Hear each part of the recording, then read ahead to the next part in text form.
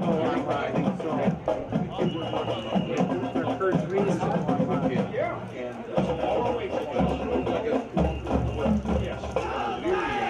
so we're doing like left hand here and right hand.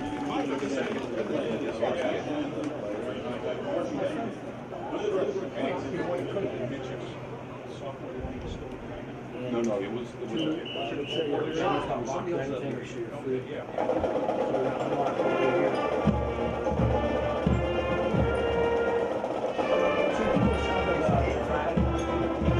So the flags, by the scoreboard. By the scoreboard. Go back to green, go back to zoom in, camera 2.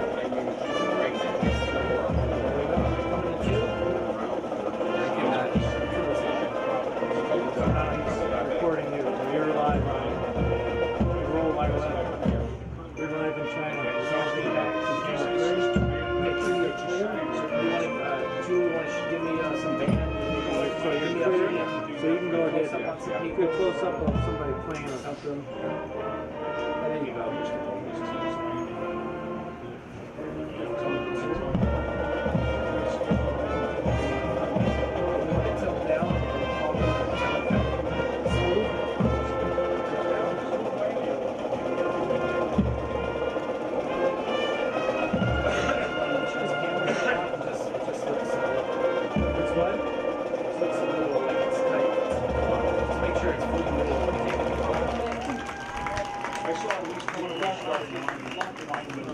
Not dressed.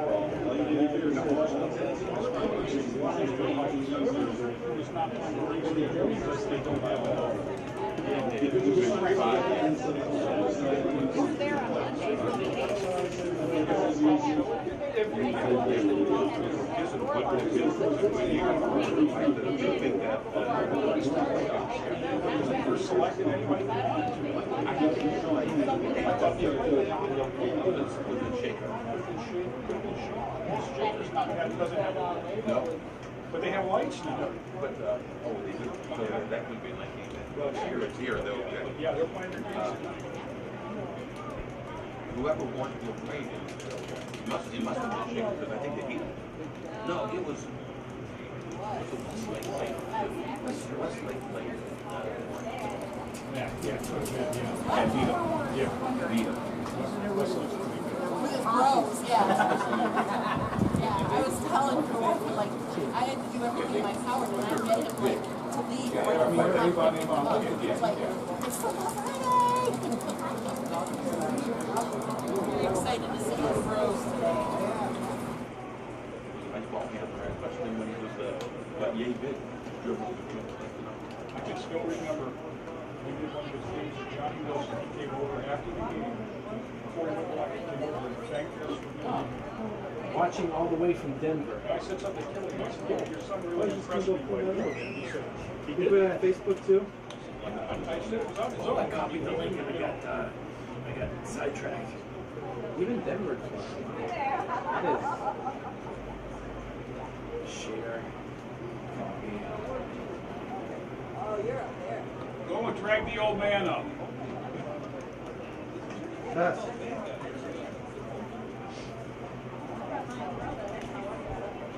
So like Mike shot his camera.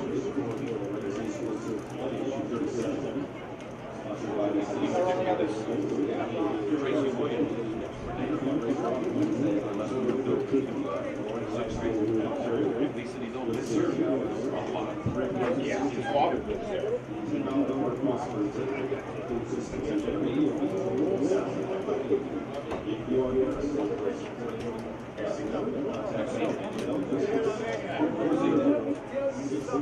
It's caked on there or something. Yep.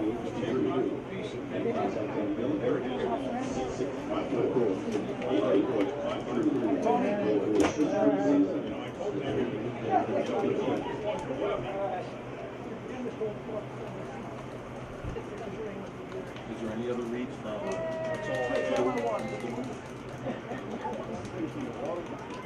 I had to buy it. No, neither team's come out.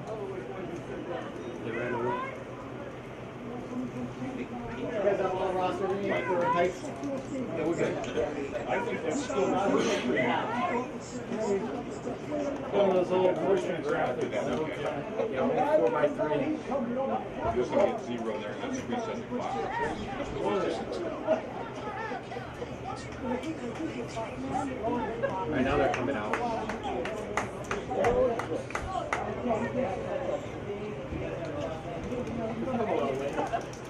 Gosh, yeah. Yeah. Thanks, That might be it. I screwed up to the bank, but it goes forward, wait. I could get it. I didn't keep asking for it. So we did the This is old. I mean, this is so standard life. Three was okay. Now, put it back. I want to see if I got You got sensors and stuff, copyright law. So you can see how I collapsed things down towards the end zone. Substitute for right wires.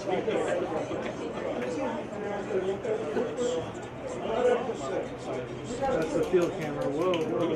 It was kind of looked like it was on that list. So I don't know if we have an ISO camera here. This looks like Alright, here we go. Here comes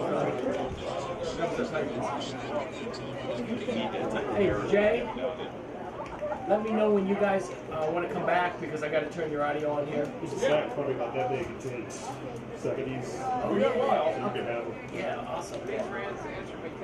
Cool, Terrence. Yeah, they found some old game films. Yeah, I mean, it's been in there. I said something to Brian years ago. Well, thanks for not throwing them away.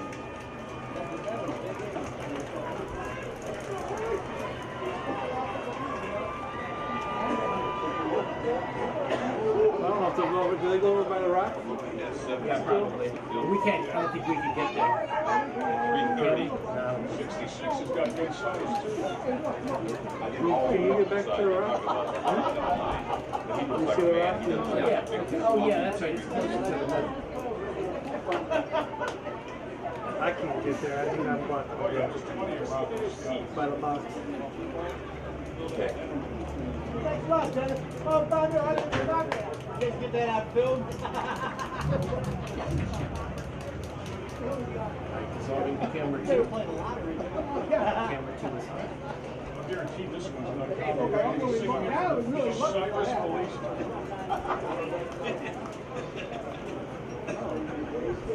I don't like the fact.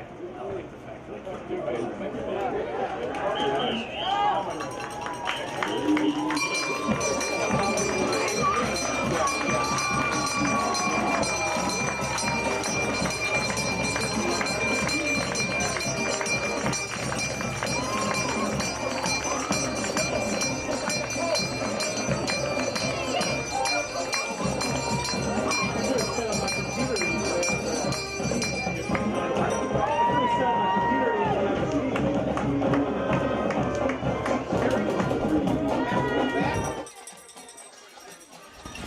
Good evening and welcome to George Daniel Field. It's football season and TV20 is back better than ever to bring it to you. Jay Ferguson, Tom Bauer here from George Daniel. The Titans going through some growing pains after not having football last year, Tom, and Cleveland Heights a pretty dominant start. Yeah, we've been there before, way back in the 90s, I remember, and it takes a while to regroup. But what you have to hope is you see improvement each week. They got to play better in Game 10 than they played in Game 1. Correct. Then you know you're at least on the right track. Well, and, you know, if not having football or any organization for 18 months isn't bad enough, the Titans are dealing with some COVID issues and have 10 freshmen in uniform tonight. Yeah. So we'll get a chance to see some of the youth, but it's going to be against a very experienced, big and athletic Cleveland Heights Tigers team who's averaging about 50 points a game on the season. Undefeated, 4-0, and they're not playing slouches. Right. You know, they beat North Canton Hoover, which is always a good team. Yeah. Bucktown used to be the best team in Akron. Yep. So they're beating teams that are quality teams. Well, Tyler Costco, number 16, a senior soccer player, football player. He'll kick off, and he'll play safety for the Titans. This is his first year of actual contact. Bounces it along the ground and picked up at about the 28 and coming back with the ball and caught from the side there. Nice little tackle, 22. 23, John Gordon, one of the wide receivers on the return. Roberto Diaz, senior outside linebacker for Lorain, makes the tackle. Cleveland Heights will start first and 10 at the 41. We'll get the Titan defense on the way out because it's a changing thing. I'm sure it is. Number 2, Darion Fair is the QB for Heights. They'll line up in a double wing or spread look with usually one running back, under center sometimes, and shotgun most of the time, I would think. Now they switch into that, and here comes the 2 receivers to each side. Fair's just going to keep it and go straight ahead, puts the head down into the midsection of one of the Titans. Gets ahead for about 6. That's 15. Number 15, Navon Wright, another one of the Titan seniors, and Heights is up and ready to go. 2nd and 4. Give straight ahead to the up back, the only back. That's Owen Bisker, 24, I believe. And he's going to be across the 50 and have the initial first down of the game. I watched a few plays on YouTube of Cleveland Heights, and that quarterback may be their best runner. He runs that little counter read. Fine runner, a lot of speed, wing tee. There's the wing back counter, and that is to Jalen White, number 16, and he's got about 7 or 8. You can see the tempo, and you can see the line just dominating. One of the Titans down.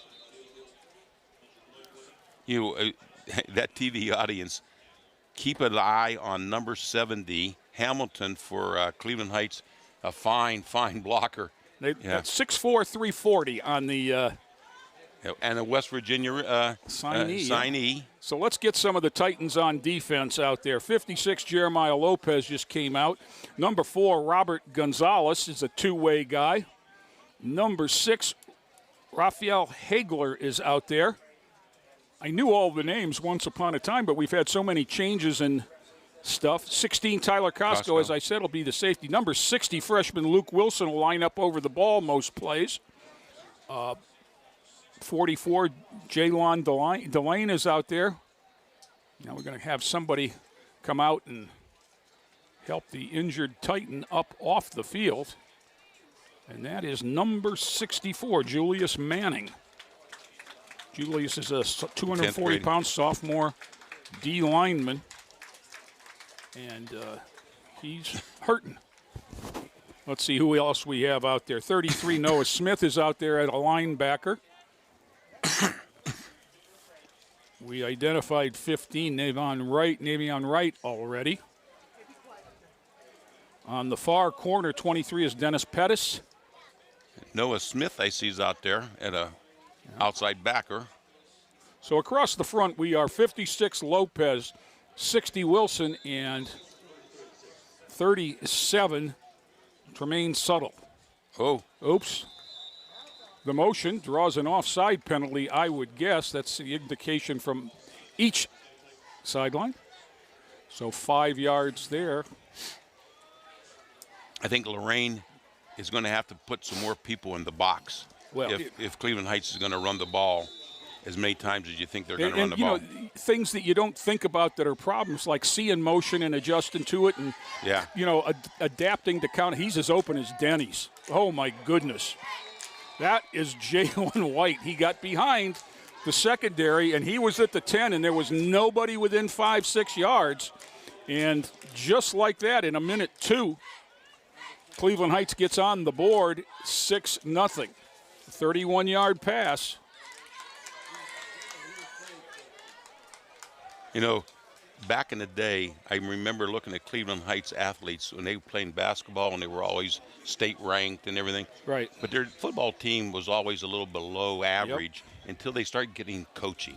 And as soon as they start getting coaching, you can see what's happened to them. And the extra point is booted through. That was number 32, Vince Holland. And just like that, the Cleveland Heights Tigers find themselves right back in the spot that they are accustomed to. Tom, you have their scores. How many points have they given up this year?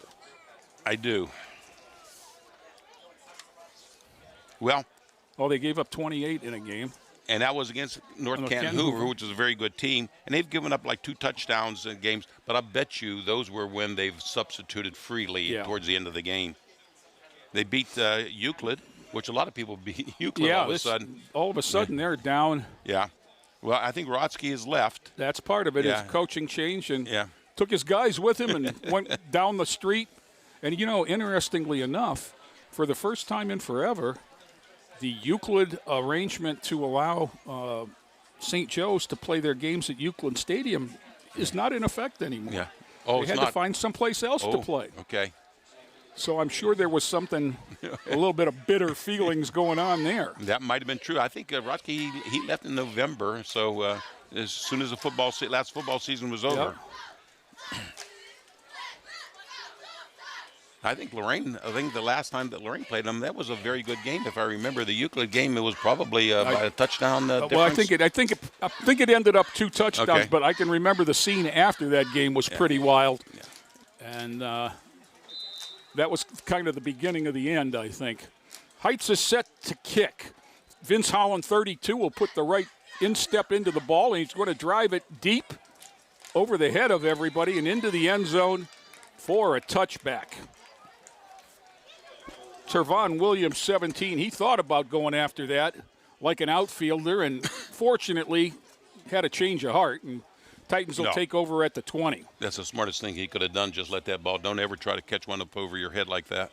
Number 3, Joseph Wyatt will be the quarterback. He is a sophomore, and he missed last week due to a positive COVID test and just got back to school this week and back to practice. And it's a good thing because his backup, who is a freshman, is out because of a positive COVID test. Same kind of look, 5 receivers for Wyatt. Throws a bubble screen, and the receiver had to go to his knees. Derek Morta, number 80. And, of course, you can do that in the NFL, but on Friday nights, that's down where you catch it. So complete for no gain. And that's the kind of play that the Titans have to run to get success against most teams, because they have to get it out of the mix, get it outside where their athletes have a chance to make a play. Break 1 tackle. Now they change the play from the sideline. You don't know who's the live one and who's... everyone's signaling in over there. Trips to the near side. Wyatt again, same play, but this one's spiked. Let it. Big 33, Sean Sims, 6'3", 210. And you've got to get a helmet into the midsection and keep him on the ground. Whenever you see ends that are 33 and 15, you know they're athletic. Yeah. Yeah. Well, I can remember when Maple Heights in their heyday, they used to play 10. Single digits. They played 1 lineman and 10 safeties. Yeah. 3rd and 10 for the Titans. Wyatt again, empty backfield. 3 receivers to the top. picked up the blitz nicely. Wyatt overthrows, and that was hit at the line of scrimmage. I think that was just a miscommunication because there was a read involved in there, and someone didn't read correctly. And he was looking for a hook. Probably a curl back in or something. But it's 4th and 10. The one completion went for no gain, and just like that, after 52 seconds of the possession, the Titans are going to give it back. Robert Gonzalez is the punter. I always like to have at least a personal protector back there for the punter. Yeah. But they don't have one. He's a one-step kicker, which helps. Hits at the 45, bounces to the 50, picked up by Jamel Lewis. Lewis breaks it. There's a flag behind the play. You know what? That's a beanbag. That's going to be a touchdown. No, there is a flag out there. Is there a flag? Yeah, one flag. Where at? Between the 50 and the 45 on this side of the circle. Oh, yeah.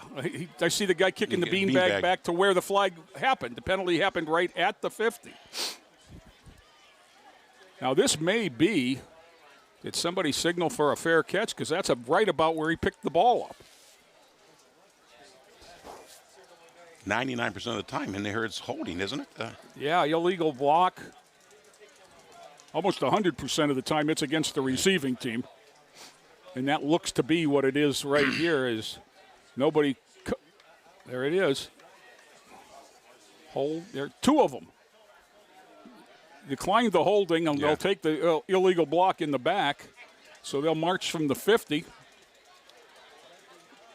Okay, they march from the 47 back to the 43 on the Heights side of the 50 with 9:51 to go in the first quarter. Heights is set to go again. They were a little bit like a hot knife through butter the first time they had the ball. Now you need some success. You need some success. And that's what this team is starved for. Is it's very difficult. And there's a keeper. And there's that counter. There's a keeper, and that's going to be the same result. I don't think anybody's going to catch. Brought down at the 2, not giving up on the play is Raphael Hagler, number 6. And so instead of a touchdown, it's going to be 1st and goal at the 2. The ball handler was Darion Fair, and it was a little bit of a zone read type look where he faked it up the middle, pulled it out, and there was nobody with him. I don't know why the clock is stopped. They were winding it, still stopped as they go in for the score. Yeah, there's the tailback. Yeah. That's 24, Owen Bisker. And now they've had running clocks in all 4 of their games so far because you know their offense is dominant. And so have we. Yeah. Yeah, but they're the ones that caused the running clock. Well, they've got 2 touchdowns in a minute 19, Tom. I think Lorain, I understand that they're going to throw the ball. Yeah, that's going to make this a long. But the clock stops at each of those incompletions. Vince Holland once again boots it through. Remember when that used to be called soccer style, Tom? Yeah. When was the last time you saw anybody kick it straight on? I can't remember. I can't even remember, no. We had a Hall of Fame inductee, Vince Villanucci. He kicked one, was a school record for Lorain High, 47, and he was a straight-on kicker. Now the official is trying to communicate with the booth up above, and I'm sure it's about clock issues because possibly the clock person might have thought that was the extra point. Well, that was the extra point. No, the first one? The first one, when their clock didn't start immediately. Well, I mean, in a game like this, you got to be responsible to the guy in the white hat, not the rule, because he is the rule. Bisker once again to kick off. This will be the second time that's happened. In our third kickoff in a minute and 19 seconds. Yeah, Lorain's going to have to hold the ball and hopefully get a little bit of success on the ground. Yeah, you need to break a playmaker loose here. There's the boot. That's a little bit shorter. That's going to be taken at about the 10 by Trevon Williams. Williams finds a little bit of a hole, gets out across the 25 to the 26. And the Titans will start in a little bit better shape this time. No, Hattie broke that tackle right there. I mean, Yeah. he had some green ahead of him. 2 tones of green ahead of him, as a matter of fact, on the beautiful AstroTurf field that the Titans were gifted from the Cleveland Browns Foundation. Well, Wyatt's got receivers all over the place again. He's got 3 to the near side, 2 to the top side. Up top is Hagler and Williams. Morta is one down here. There's the in cut, threw it behind him. Yeah. That was Raphael Hagler.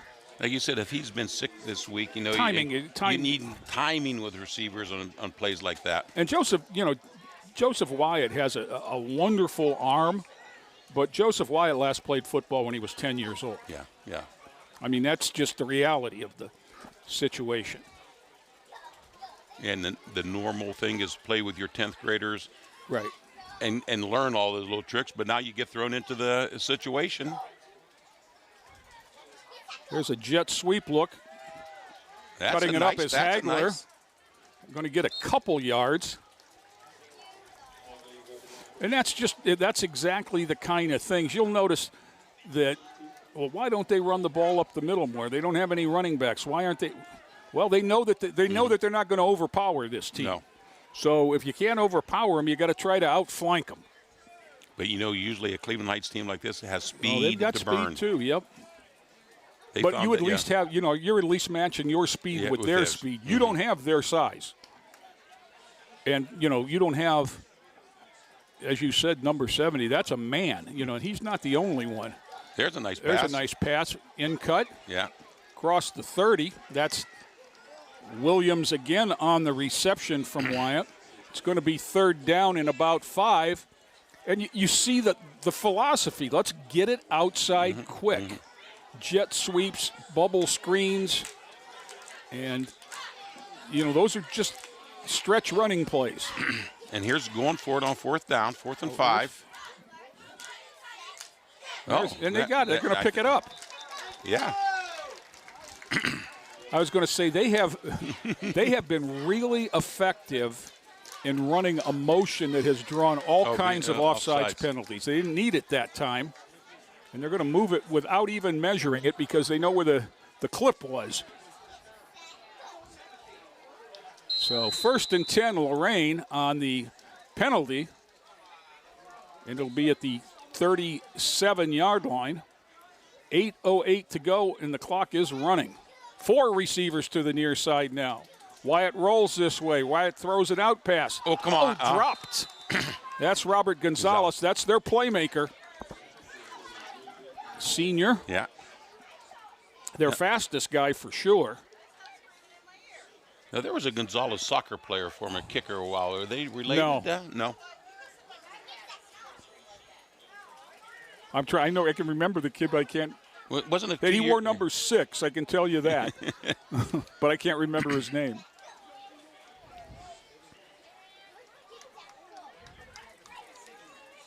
So 2nd and 10 for the Titans. Wyatt under pressure, sails one long, too short for Morta, too long for Hagler, but he was thrown from a well that time. The way they had to rush on there, you almost thought that might have been a little screen, but there's no one to screen to. They have no other backs in the backfield. It did, they're just overpowering and outflanking the linemen right now. And that's just, that's repetitions. You can't practice football on your own. Draw play there. Gonzalez back to the line of scrimmage, and maybe one more will bring up 4th down. And now the punting unit will come out. Yeah, because this is going to be 4th and 10. Yeah. So, let's call no gain on that first true between the tackles run. Gonzalez is back in punt formation. Cleveland Heights looks to back off and set up the return, maybe double returns deep. Kind of angle kicks it to the sideline. Going to hit about the 41. Take a Lorain hop down in. Oh, there's a little. Down to the 36 where it'll be downed. One thing about his punts, they go as high as any punter I've ever seen in this field. And you know he has had a little bit of an issue with angles because he's a little bit of a come across the ball kind of punter. Okay. So I don't know if you noticed there, but he was facing the Cleveland Heights bench when he put his foot into it, and you'll see that it came down right about the hash mark. He had some problems at Sandusky keeping the ball in play. 7:06 to go, first quarter. Heights 14, Titans nothing here at George Daniel, and TV20 is glad to be back on the air, and we'll have some talk about that in a little bit. There's a quick pass outside to Jeremiah Dillard, the other wide receiver who has 14 and a first down. Xavier Smith on the tackle. Nice little open field tackle. Yes, it was. But he has to learn you can't give him a 12-yard cushion sometimes. Right. Well, that's that single high safety look. There's a little bit of an inside counter. And lots of room for, and chased down from behind, but not before he's inside the 20, is 16, Jalen White. From the Another near holding. wing, but there is going to come back as there was a holding penalty.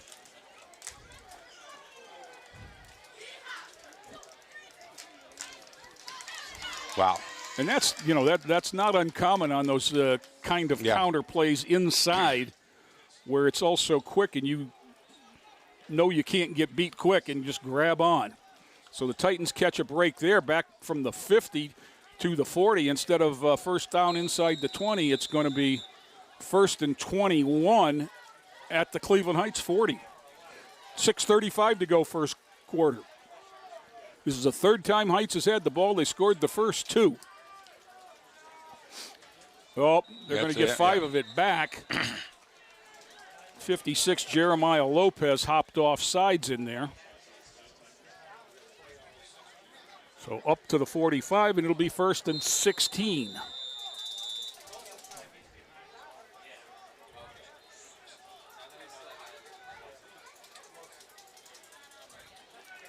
There's a little bit of the sweep again. Forced out of bounds is 8, Jeremiah Dillard. And you can see the athletic ability there, Tom. They don't need much. No. And, you know, he picked up, it didn't look like much, but he got 7-8 yards on a short side sweep. Trips to the near side. Titans defense been out there the whole game, basically. They're giving a lot of cushion to these receivers on this side over here. Yep.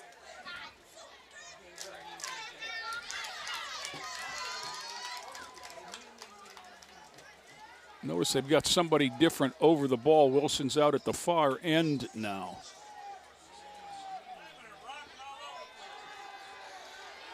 There's a long one. Titans are back there. Nobody back that far. Overthrown. There's good coverage down the middle. Yeah, 63, Jair Frost is out there at the far side defensive, right in the middle of the defense, excuse me. Wilson is the far side defensive end. Cleveland Heights ready to go. Titans with the hands on the hips. It's a lot easier to play tired when you're 4-0. Screen pass coming. Little bubble screen there is going to work for a first down. 15, Navion Wright is on the tackle. But not until after the first down. 6, Jay Sean Wyckoff on the catch.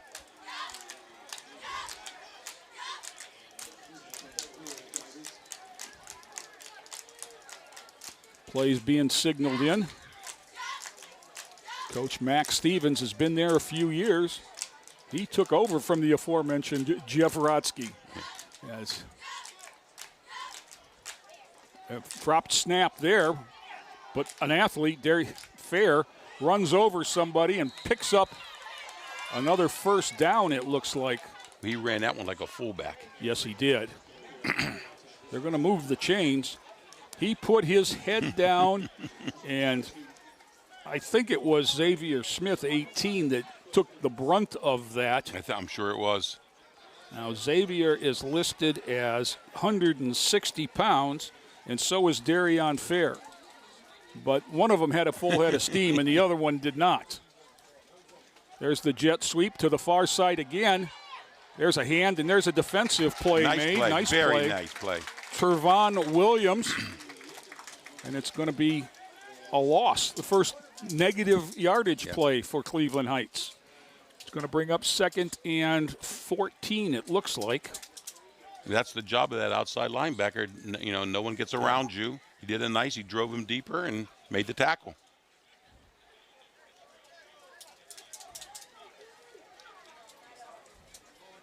Some of the Titans skill players over on the sideline trying to stay warm. Pass. Oh, the receiver fell down, and now he's going to pull it back and going to get a. I think he made the catch. He did. He caught it with 2 and held on to it with 1. Mm-hmm. That was a heck of a catch. He kept his feet in. Jamarian Lanham. Yeah. He had it with 2 and started to bobble it, but it stuck in the right hand. And with the receiving gloves these guys wear today, when I say stuck, it's not like if you remember Everson Walls, and I'm dating myself, and all the stick-em he used to wear. It's not like that. Yeah. But it's pretty close. That's why the quarterbacks can't wear them. Nice little juke step there, and Jalen White, 16, goes in for an 8-yard touchdown run, the 3rd of the first quarter for Cleveland Heights. I think you see why Cleveland Heights is 4-0 and averaging 50 points. They have a fine offensive line and skilled people that can move. Yep. So, one more time. 32, Vince Holland out to kick the extra point. You know, Cleveland Heights was here this summer as Lorain sponsored a 10-team 7-on-7. Now, in a 7-on-7, for those of you that don't know what I'm talking about, you don't play with any linemen. You play in shorts and helmets, and it's all passing. So we didn't see their line. Yeah. But they sure had some skilled people, and there was no question that Darion Fair, the quarterback, really has a good arm. But they have the pieces to go with him. And as we have this little break here, Tom, I want to mention that the Citizens for Lorain Schools is sponsoring a carry-out spaghetti dinner fundraiser to support Issue 37. It is Wednesday, October 13th, 2021. At the Lorain High School cafeteria. If you're interested in tickets, give Bambi Dillon a call, 440-654-8853. It's $10 a ticket for spaghetti, meatballs, roll salad, and a cookie. That's a great deal. It is a great deal. Thank you to the Aramark people for doing all the hard stuff. There's some of us grunts there putting stuff together, but that's about what we contribute.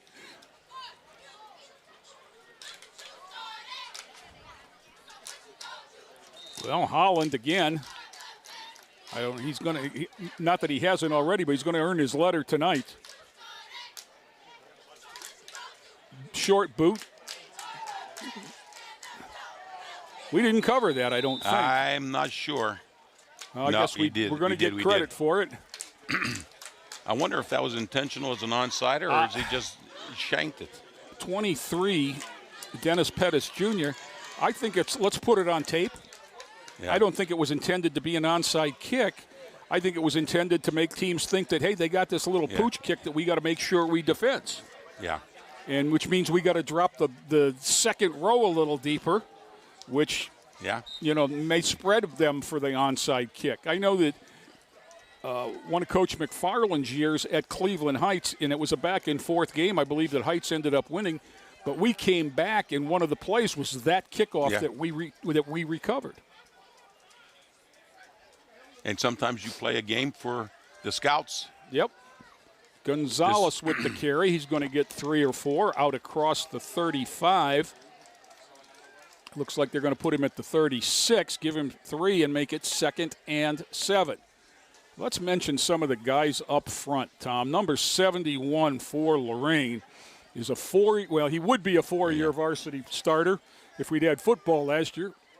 That's Jacob Addis. And he has moved to guard. He was the center for his first several years. I think that's Racy Perez now over the ball. There's a whistle. Timeout, Lorain. 68, Shane Ramey Roller. No, is that 68 or 69? 8.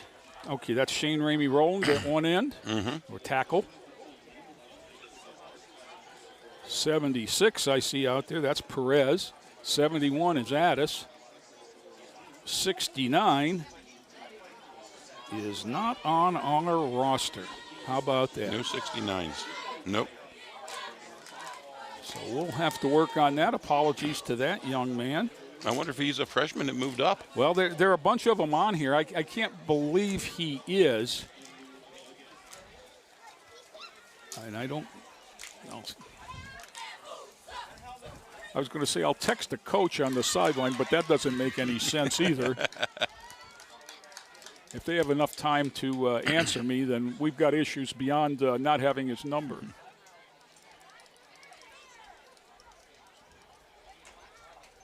You know, smart, the decision to move Addis, who's probably their best blocking lineman, Yes. to guard, because you have more chance of doing some different things, you know, pulling and trapping and leading. 65, Evan Rukovic is a sophomore on the left side of the line.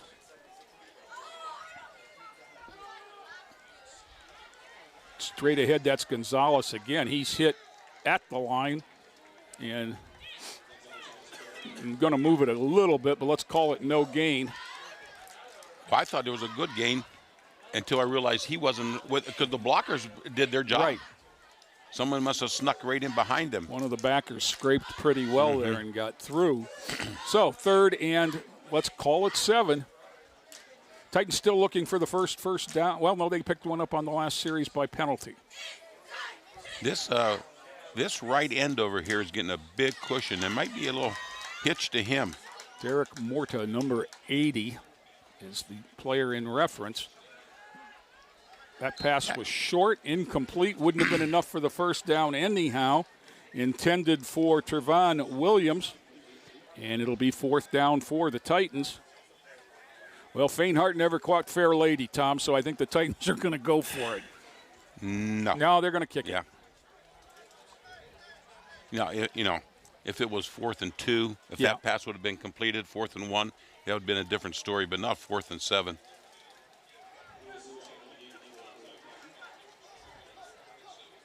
So Gonzalez is in punt formation.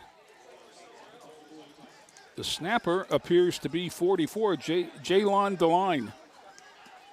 And he gets that away. That one's a low one because we talked about the height he was getting, and returned across the 50 and forced out of bounds, where Cleveland Heights will take over in the quarter that never ends. I think he had to kick it low. Did you see the rush he had on him? He just had to get rid of it.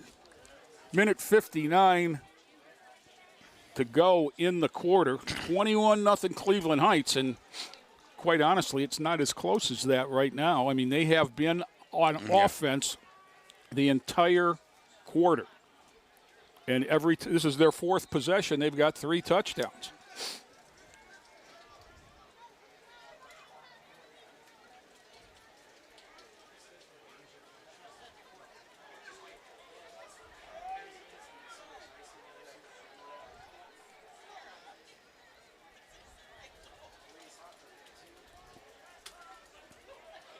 You know, Tom, we've both been around teams in similar circumstance to what Coach Creel is as coaches. There's going to be a delay of game. So that'll take it 5 back. And, you know, the challenges that the coaching staff faces is I went through it with a girls program where 5 starters moved away one year because they had threatened to cancel sports. And, you know, certainly you've been through it as well, and we've seen it at other schools. There's a long one overthrown, but there's the kind of arm we're looking at. Dennis Pettis Jr., a nice job on coverage. And the challenge becomes not just game night, but every night, keeping these kids' interests, and there's so much competing for their attention, and quite honestly, you know, they're back in school now, and, you know, I'm sure they're listening to, boy, I can't believe you're still out doing there. that. Yes, You know, exactly. and that's a challenge, and it's a challenge for these young men to stay out here and stay with it. And I'll tell you that if you talk to Coach Creel, the first thing he'd tell you is, we're going to get this fixed. And the second thing he'd tell you is he'd start telling you about how proud he is of these guys that are hanging with it. And they're not all hanging with it. Quarterback still had the ball. I think that was going to be the counter, but Williams crashed and hit the running back before the handoff could be made. Fair pulled the ball and lost another 3 or 4, as that was a safety-type blitz, as Tervon Williams lines up as deep as anyone back there. Trips to the near side. Now this is as far back behind the sticks as Cleveland Heights has been all game. Well, they had one other time where they were 1st and 21, and we gave them 5 back, and then they picked it up. So there's no panic here. Bubble screen. Going to be ahead for back to the original line of scrimmage, it looks like. That's Xavier Pitts, number 4. And you can see the Cleveland Heights game plan. They have so many athletes that they just want to give these guys the ball on the move. Yeah. You know, they're running sideways for jet sweeps and counter plays, or they're, you know, pitching it out wide where they're catching it like that pass was on the move and trying to give them a running start. 4th and 11 here. There's a quick in cut, and that's going to be the first down and more. Nice open field tackle there. But he's 3 yards too far. Dennis Pettis on the play, needed 11, got 13. And just like that, the sticks moved to the 35. Yeah. It's a hard team to defense because sometimes they're in that wing T look. Sometimes they're in the wing. And you know what? They got to do what they do. Yeah. I mean, they can't, you know, they can't not play. And there's a sack. Nicely done there. Navion right again. Inside and flushed out of the pocket. And looking for holding there was Jaylon DeLine, who was one of the first guys through. And that's going to take us to the end of the first quarter. We've played one at the George. 21 Cleveland Heights, nothing for Lorain. Back with more after this timeout.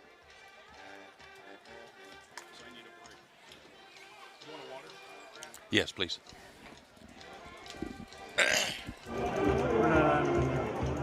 So we're going to finally go to this end of the field. I'll be honest with you, this hurts my head. Yeah.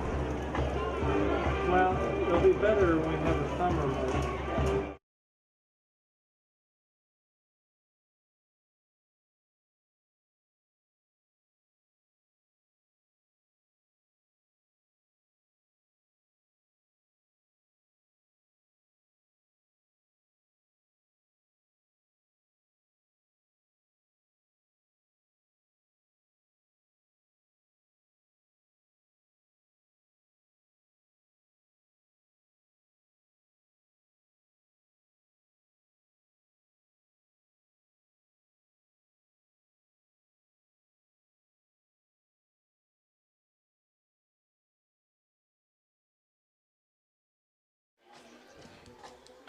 We're back here at George Daniels, start of the second quarter. Cleveland Heights on the move with the ball on the Lorain side of the 50, but it's 2nd down and 17 at the 42.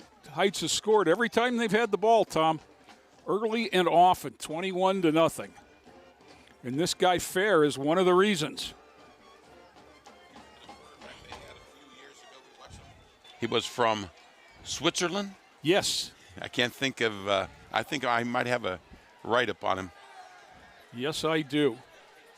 They're down the sideline and out of bounds is Jeremiah Dillard. And once again, let's get your athlete out in space and let him make a play. And he made one for about 11 yards. I can remember a night here doing a game. It was an Admiral King game, which I'll tell you it was a while ago. And the Cleveland Heights quarterback was a guy by the name of Travis Kelsey. Oh, yeah. Now he's a tight end in the NFL. Yes, he is. And they ran him ragged. And keeper there by Fair. He's still up, and he's going to drop the football. Lorain's got it. Yeah. Here's a positive. Yep, number 6, Raphael Hagler knocked it loose. I didn't see who came up with it. Looks like 23, Dennis Pettis. We've called his name a few times. So Titans stop the Tigers and will take over. But Travis Kelce got chased around, and I can still see in the fourth quarter, it was natural grass or natural dirt at that point in the season, and the ambulance had to come out to about the 35-yard line and pick him up because he couldn't stand up. He was just so tired. Yeah. Yeah. He was quite a quarterback at 6'5" in his size, and then went to Cincinnati, and they converted him to tight end. And I think that was the only year he played varsity football in high school. I don't know. I didn't know that part of it. He had some, I guess he would say, ooh, what a tackle. There's one they'll watch in slow motion. Yeah, what a tackle. Tomorrow. That was Derek Morta making the play and holding on. Now, he didn't have a chance to drop it. If he'd have wanted to, there wasn't time. Wilson Jackson on the hit. Gain of about 3. But I know Derek Morta well enough to know that he'll take that hit to make the play every time. Tough young man who loves to compete. Here's an in cut to Gonzalez. Breaks one tackle, and he's out across the 40, and he's got a first down. And there's what you can there's where you can see Joseph Wyatt developing a little bit. Yeah. That's what you got to look for. That's what you got to look for. And Gonzalez is his best playmaker. They've got him, they haven't lined up with a running back one time yet. Wyatt looking out here for the same kind of play. In cut and breaking free. Going to get caught from behind down inside the 20 to the 15. That is Trevon Williams on a big catch and a little bit of yak. And the Titans will move the ball from the 44 to the 15. 39 yards on the, let's call it the 14 and 40, or 13. First and 10 Titans at the Heights 13. You wonder why sometimes you use that tip drill, but you use it a few times a season. And you wonder why they kept going to those same looks. Well, that's why. Swing pass this time, not gonna lose a couple. And Raphael Hagler caught it and lost, going to lose 2. And, well, one of the issues there was he caught it standing still. Yeah. And that's not, if you'll notice that the Cleveland Heights and the 2 Lorain plays that were so successful, he hit guys on the move. And truthfully, on that pattern, if he catches it on the move, he's running sideways anyhow. Wyatt fakes over the middle, intended for Gonzalez, and overthrew him a little bit. Robert went up to reach for it and couldn't hold on. I like to see a little quarterback draw in this situation now. They throw. They got to have a little running play because they're going to put a rush on. You'd be a lot more likely to see it if they had a backup. And that's one of the problems is there's a timeout on the field. Lorain High's nominal backup quarterback is out with a positive COVID test. And Joseph just getting back last week. It was kind of like a rotation system. Gonzalez took a lot of snaps in the Wildcat. And I can't think of the young man that's the freshman that took snaps. Now, he's had a couple freshman games under his belt. Right. But, it's a different situation. This is not a mediocre team they're playing against. Right. This is a fast defensive team. This is probably the best team they've played, but not the best team they will play. Because Medina is otherworld. Medina has a quarterback that's Penn State bound. He yeah. Threw for 543 yards last week, and they needed them all. They won 35-27, I think.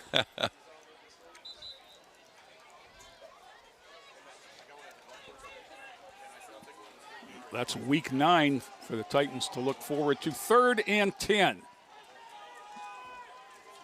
It's more just inside the 15-yard line. Wyatt looks over. Creel yells out. Wyatt's got what he wants. Throws. Fade pattern. Ooh. Knocked away. Nice defensive play. It was intended for Gonzalez. I want to acknowledge the young man who got his hand in there. It's 20-something. Is that 21? 21, I think. Yes, 21. He's a sophomore. 5'11", Ethan Golden. 5'11" and a sophomore. So fourth and 10, and why not department? If you don't make it, you're going to turn it over in the worst field position they've had. So gets the motion. 4 receivers to his right. He rolls. He throws to the corner. Morta kind of forced off the pattern, but the ball was overthrown anyhow. See, with a little more experience, he would have stepped up into the pocket and got around that because the kid had him boxed in rather than just throw it. And that might have been where it might have even been the best discretion to pull it down and run it. Yeah. Mm-hmm. But those are the things you learn as you learn by repetition. You don't learn by you can watch football all you want. Yeah. You know, but you can't practice it alone. You can't simulate guys in anger coming after you, wanting to hit you. You can play pitch and catch in the schoolyard. Whoops. Big Luke Wilson got bought into that one, and it's going to cost us 5. He was right over the center, and I think he saw the motion go by. And I think if you got an honest response that you'd have to hear the coaches say that's one of the things they'd be happy with is that they haven't had a lot of those kinds of errors. That's a tight counter to 24 Bisker, the running back. Got a couple. I'm going to give him a short 2, but it's going to be 2nd and 3 after the penalty. On that play, 44. Lorain. There's another straight ahead that went nowhere. I think it was that first contact that really upset the play. Yeah. So a loss of give him right up to the sticks. It's 3rd down and quarterback sneak time. Well, give straight ahead. Yeah. And you almost. Well, you put it right behind Hamilton. And he just, 5 or 6 yards off. How'd you get there? I rode Route 70 the whole way.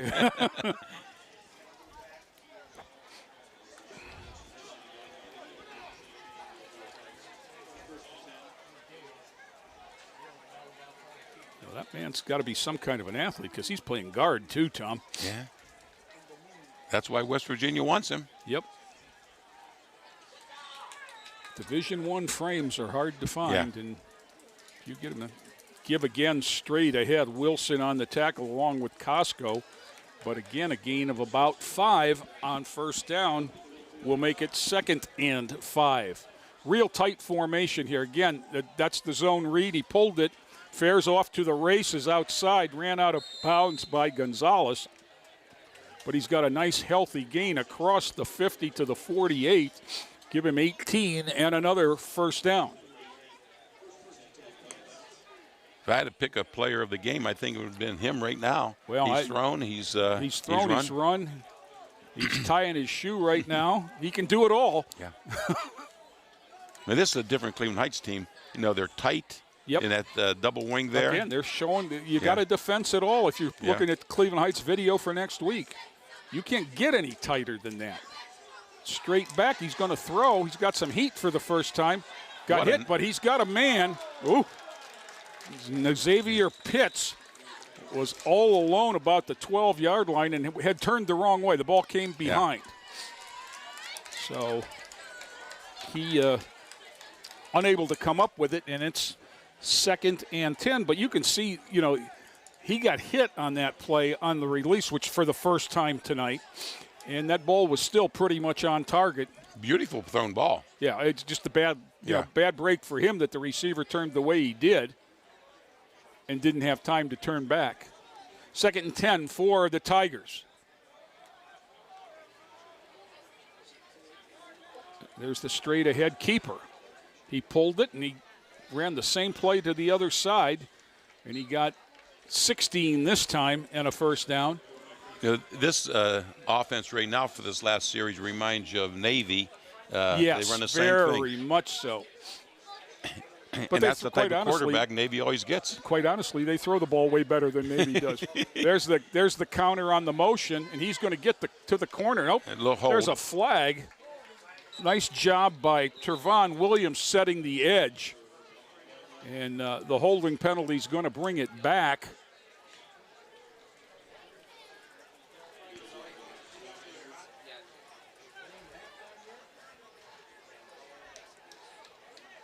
You know, I don't know if you've seen it, Tom, and I haven't seen it in an LEL game, but a couple of the games I've been at this year, teams are now with the big screen TV on the bench. Yes, watching video. Yeah. Mm-hmm. And I talked to Coach Creel, and I said, I got to ask you. I said, do I need to go up to the pawn shop and buy a $49 TV for you guys? And he laughed. He says, oh, we use iPads. Yeah. There's the jet sweep. Jalen White keeps it and got most of it back. Got 7 back. Going to bring up 2nd and 13. The first time I seen the big screen was when Lorain went up to play Toledo Whitmer. Yep. And as soon as the lineman got off the field, they ran over there and sat right there, and Coach was there showing them. Mm-hmm. Yeah, it has to be a great coaching technique. Yeah. Nothing better than instant video. Right. I did this. No, you didn't. Look. Yeah. Which is, I mean, I'm sure that's half the conversation. Oh, hey, that's the kind of motion that we get the offside reaction to several times, and they almost got it on 2nd and 13. Deep motion now, counter coming near side. Going to be a successful play inside the 30. Costco up from his safety and right from the corner will make the tackle, but again, down to the 28-yard line, going to bring up 3rd and 7. This offense also reminds me of Dick Jones's at Admiral King way back in the day, too. When the linemen were shoe to shoe. Yep. Ankle to ankle, he always called it. Yep. And the technique was almost flying wedge-like. Mm-hmm. Straight ahead give. First down and more inside the 20. That's 24. Bisker. On the tackle is 44 Delane. He had some help, and I didn't get a number. I apologize to that young man. Along with the man wearing number 69, who we can't identify. 1st and 10, Cleveland Heights at the 20. 5:44 to go. There's a sweep. Nice outside. Oh, nice hit, but went too low and got beat. Yeah. And, you want to go low. Low pads usually win, but if you're on the ground, you're too low. And finishing the run for about 8 was Jalen White, number 16. Well, in the last couple of years, I haven't seen Lorain play a team that had this many skilled people this good. Oh, my goodness. Yeah. And, the LEL is loaded with teams that have great skilled people. But, you'd say, they only got one running back. No, they've got 4. Yeah. There's a double counter and a man wide open in the end zone. Look, incomplete. Oh. They're going to say he didn't hang on until he got out of the end zone. And there was a little bit of a protest for just a second, and then they stopped. Like they were going to get the call changed. Well, the line judge over here, he waited till the back judge over there made the call. And he had the best look at it because he was looking right down the back of the end zone. And that's what it came down to. Mm-hmm. So it'll be 3rd down and 2, kind of a throwaway down the way they've been running the ball.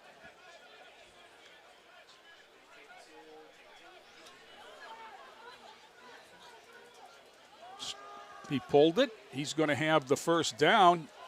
Option. And optioned it, pitched it out to number 7, Anthony Brooks. I think that's the first time we said his name. It is. Yeah. Fair got the first down in about 4 yards and then pitched downfield. Yeah. And Brooks will take it in. It was almost a no-look pitch either. Yeah. Because at first I thought that he had fumbled.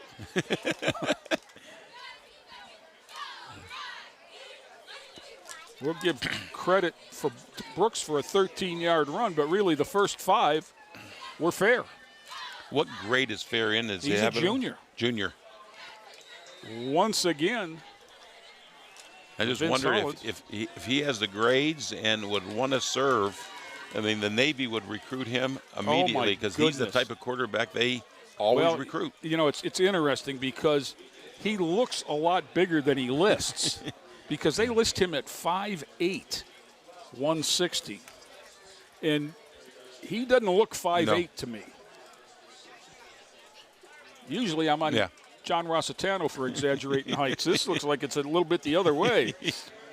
Yeah. But it's his quickness, his footwork. I mean, just his poise out there. Yep. That was as fine of an option as I've seen all year. Oh, my goodness. Yes, it was. But you're right. And you know who else used to get the quarterbacks back, you know, like that was the Air Force Academy. Yeah. Mm-hmm. You know, I can remember a kid they had by the name of D. Dowis that I think still owns the NCAA record for rushing yards by a quarterback. And he was no bigger than right there, 5'8", 165 at the academy. And then he was succeeded by a kid from St. Ed's whose name I won't remember. But really, at the cat, I don't remember him at all. I don't remember. What's the rules for how many people you have to have between the 40 and the 55 for the receiving team? I don't know that there's any in high school.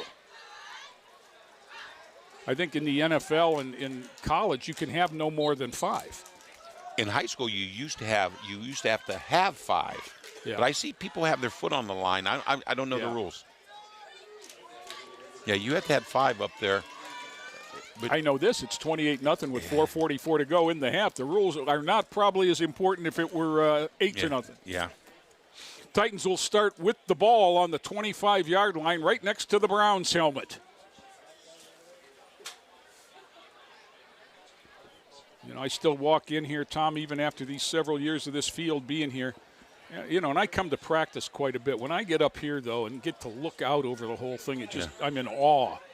Because never in Lorain did I think you'd see something like this. And if anything, it tells you why not go for it. Wyatt pitches it out over the head. Intended for 23, Dennis Pettis. And I'm noticing now we're getting more guys that I'm calling their names on both sides of the field. Well, I seen Gonzalez. He broke and came out wide open. So I can see the next play or two in the future. Going back to it, huh? Fake that and hit Gonzalez on that deep flag.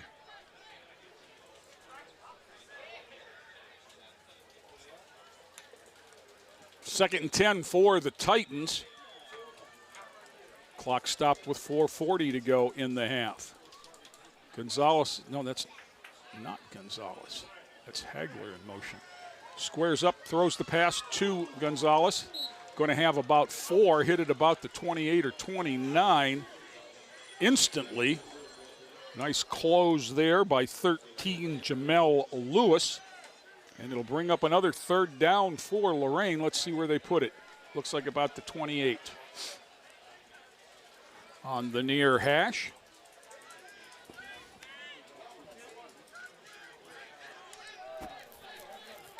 Yeah, they might be in 4-down territory. Wow. Because it looks like Cleveland Heights can score from just about anywhere in the field. They took it 85 the last time. Motion again will bring 4 to the short side. Nope, he's going to go back the other way. Boomerang. Go on, you got to call something. We need a 24-second clock here. Now I heard a whistle, didn't it? No. That wasn't a whistle? I didn't hear it, but they didn't call it if it was. Gonzalez on the motion sweep got a couple, but not going to help anything. I guess he lost a yard when we look at the box moving. And so it'll be 4th down and 8. Timeout, Lorain. And they're talking it over. And I don't think there's much of a decision, Tom. I think they're going to see them go for it here. And with 3.5 minutes. Yeah. Oh, here comes here comes the punt group. Yeah, but they haven't seen the stopping of Cleveland Heights no matter where they're on the field. So. Yep. But 4th and 9, that's a long way to go. Yeah.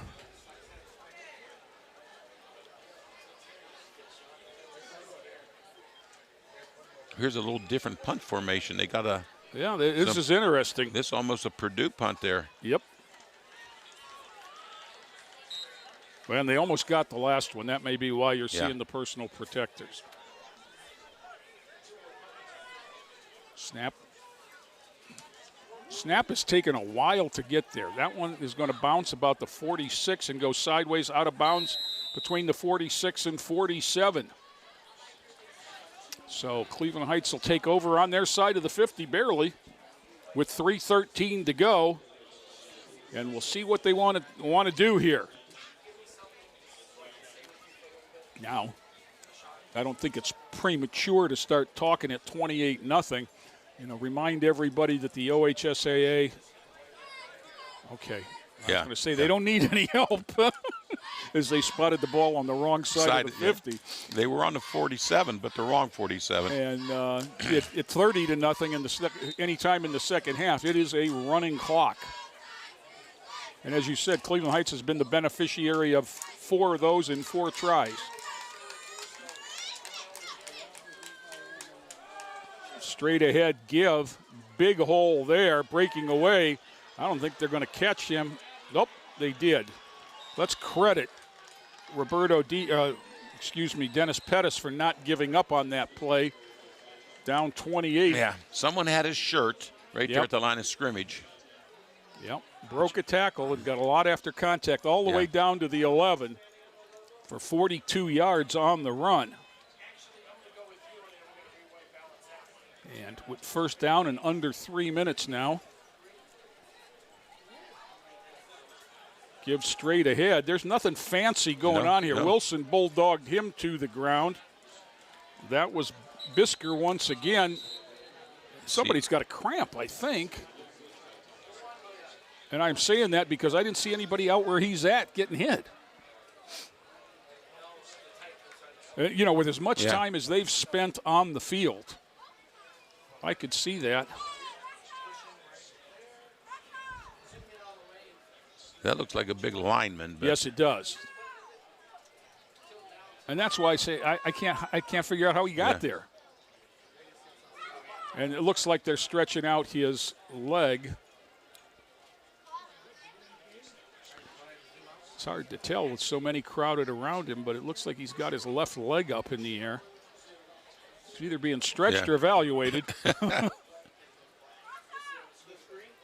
they're going to get him up. Yeah.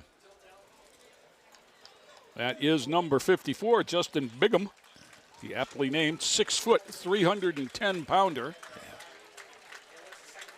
Senior? I don't know. Junior. Wow. So many of these guys are juniors. Coach Stevens has done a really good job because, Coach Rotsky, wherever he goes, builds a winner. But he's got a shelf life of 4 or 5 years. Yeah, exactly. And when he leaves, it's a scorched earth plant. Then you'll see it. You're seeing what's going on at Euclid right now. Uh-huh. And Coach Stevens has done a good job of getting this program to a high level and keeping it there. I want to make sure we give them credit for what they have accomplished. Yeah, I read an article on Coach Mack, they call him, and he has his, I think he still is in Euclid, runs a recreation department in Euclid, head coach here, and he has his own training facilities. Oh. One of those. What makes a difference? Bigger, faster, quicker kind of training facilities. And we were talking about that the other day in one of the Lorain County schools to the east, and I don't know whether it was Avon Lake, but in that vicinity, they were talking about how they have, a training facility either on campus or close enough to campus that their athletes who don't have class last period just, Really? they get their training in every day. Huh, I didn't know that. During, Yeah. during school. I know Avon has something they call T3. T3. That is, Yeah, I that's think, with I think that's the DeAndrea? DeAndrea that played at Yeah. Ohio. Mike DeAndrea played at Ohio State. And, it's a big advantage if you can get that kind of work in every day, because right now, I mean, I'm out here a couple times a week. And Coach Creel has got, I was out here Wednesday. They had study table going on in the bleachers in the locker room so they could spread the kids out. And, then they study for an hour, then they practice. Well, something's got to give, and the hour of studying is replacing the hour they would be lifting weights. Yeah. There's a bootleg, and he's got a man in the corner. It looks like he overthrew. Fair had Dillard, number 8, out there. And he was behind the man, but that is just a tough pass because it's a straight line throw. You got to get over the defender. It was pretty well played positionally. That's what I'd like to see Pettis. with Lorain's offense. Give him a back that he can fake to and then roll out. Yeah. Make those linebackers think about it a little bit. Because without a back, linebackers know you got to throw the ball. Yeah. There's a jet sweep. Nice play scraping from the inside by 44, DeLine. Lorain comes up with the ball, but he was down. Yeah, that was Big Luke. Big Luke said, look what I found. I'm going to run the other way. They stopped him before he got serious about it, though, because Big Luke was not looking at 90. 4th and goal from the 7. And I'm thinking it's not goal because the sticks are still up, so there must be about a yard left. A couple of inches left in there for him to pick up a first down without scoring. There's a high. That's just out of play. That was going to be a basketball jump ball. There lots of contact there, but they were at the dotted line when it happened, so it didn't matter. And the Titans hold, and it'll take over on downs. Now that's a positive. That is a positive. You take that into the locker room. Now, make sure you hold the ball for the next 4 plays and run out the clock. Cleveland Heights with 2 timeouts left could force you to punt if you wanted to. But my guess is they're not going to do that. I mean, it just seems like they're getting a little bit more friendly. I would think that they might be thinking here a little bit about the Wildcat. And that's what it's going to be. Gonzalez, number 4, is out, and I don't see number 3, Wyatt. And this is where they've had their success running the ball this season, because it gives you another blocker. You don't have a quarterback handing it off. You've got a guy taking the snap and keeping it. Can he throw now? I haven't seen that, but he's going to keep it. Yeah. I think that they probably have 2 plays: Gonzalez right and Gonzalez left. Okay. But I can remember several years ago, Tom, we were at Shaw, last game of the season, and Justin Sturgill got hurt in the second quarter. And we didn't have a backup quarterback, so Dalen Dower went in at quarterback. I remember that game. And we only ran 2 plays the whole game, Dower left and Dower right. And they called timeout at one point in the third quarter, and they drew up a pass on the sideline for him to throw it long to his brother for a touchdown. But that was it. Yeah, I mean, they didn't have. that. There was nothing fancy. It was that dude blocking. You got that dude. Gonzalez straight ahead. Oops. Oh, yeah. But not far. No gain there. You got to block the linebackers. But we're under 30 seconds, so barring a timeout, that might be the last play of the half. And I don't think Robert Gonzalez is too upset about that, as he looks to be taking attendance back there. And with 15, I don't think they have to snap it. And that's going to do it, I'm sure. So we have played 2 quarters at George Daniel. Undefeated Cleveland Heights. Certainly in no danger of having their streak No. snapped at 28-0, and they've been in charge the whole way. The Titans will jog off, down 4 touchdowns, still looking for their first win. So we'll have the Lorain High band here for And no your Cleveland Heights entertainment. band. No I Cleveland Heights didn't band, want to and see we one will, show up. We'll be back after for the second half.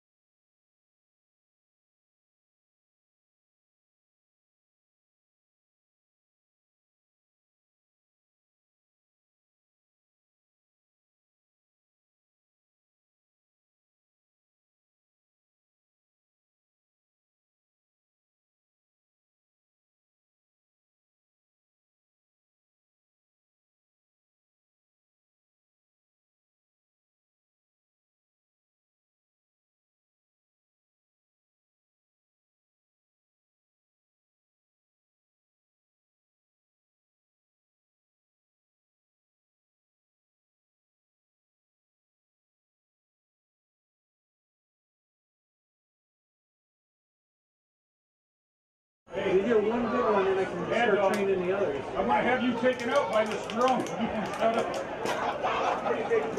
Did you hear about the Afghanistan one? Once they had kids. Right there, right down there on the trip.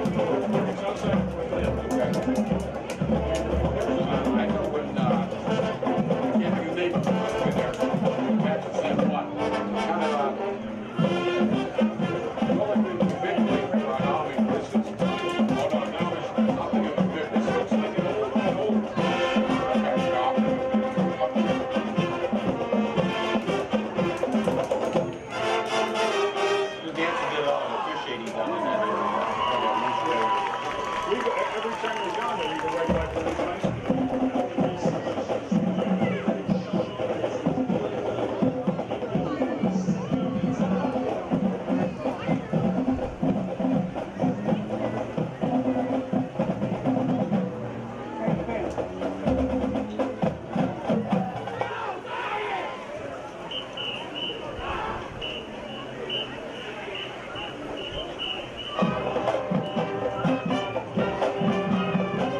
I know Lorain sports team has been down, but I don't ever remember when the game was down. Lorain HD, South Hall. But you gotta think, if they don't want to get away, Yeah. Yeah. you've got some years of kids without, 8th grade. Now, are they allowed to do these? A lot of times you used to have in the old days junior high kids on that thing. These are a 9th grade level. They can do whatever they want.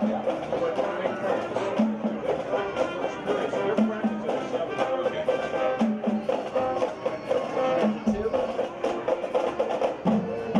Fought over Southview. We always had that thing. No, you can't give them a detention after school. But just tell me and I'll give them a detention at 4 o'clock. It's a scheduled class.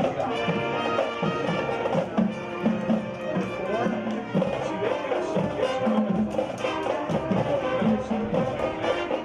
first period algebra, too.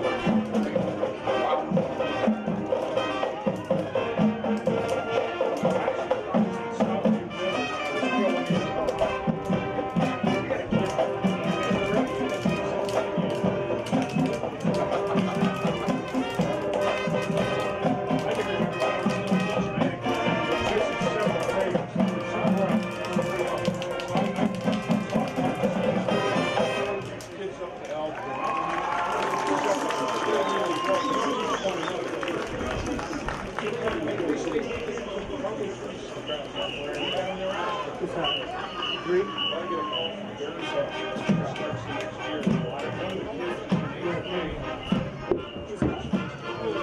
Am I clear? Yeah, I'm sorry, yeah. I was debating on whether to pick out the Titans because he's the counselor.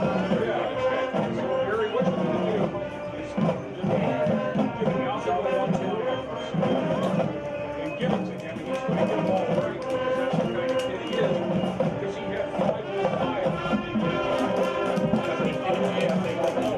And of course, I've never seen a score above 500.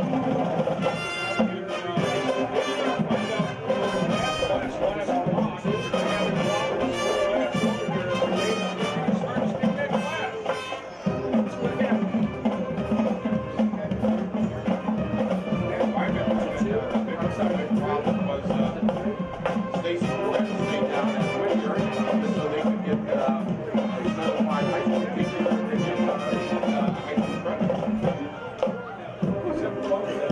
I don't think I would. Keep on breaking down. That's actually pretty cool.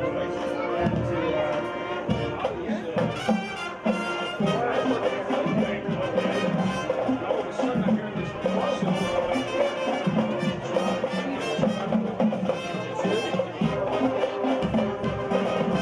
and it was almost low. I don't know how to squat it.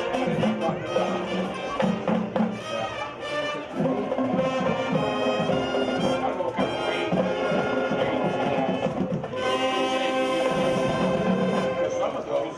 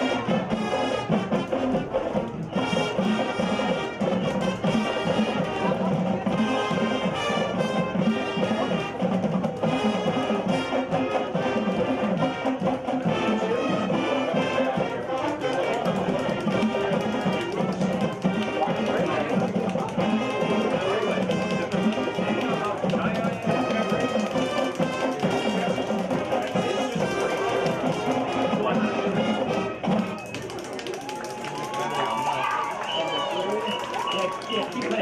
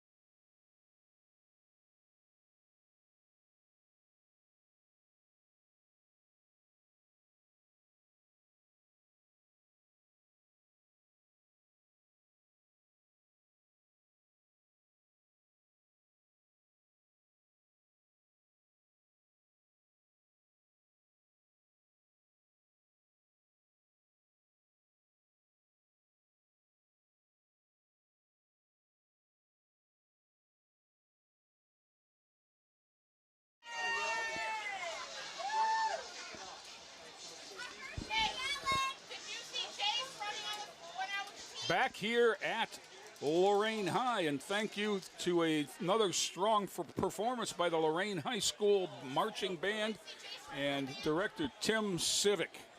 We're set for second half action. Cleveland Heights will kick off with number 32, Vince Holland, the busiest man in the room, kicking from south to north.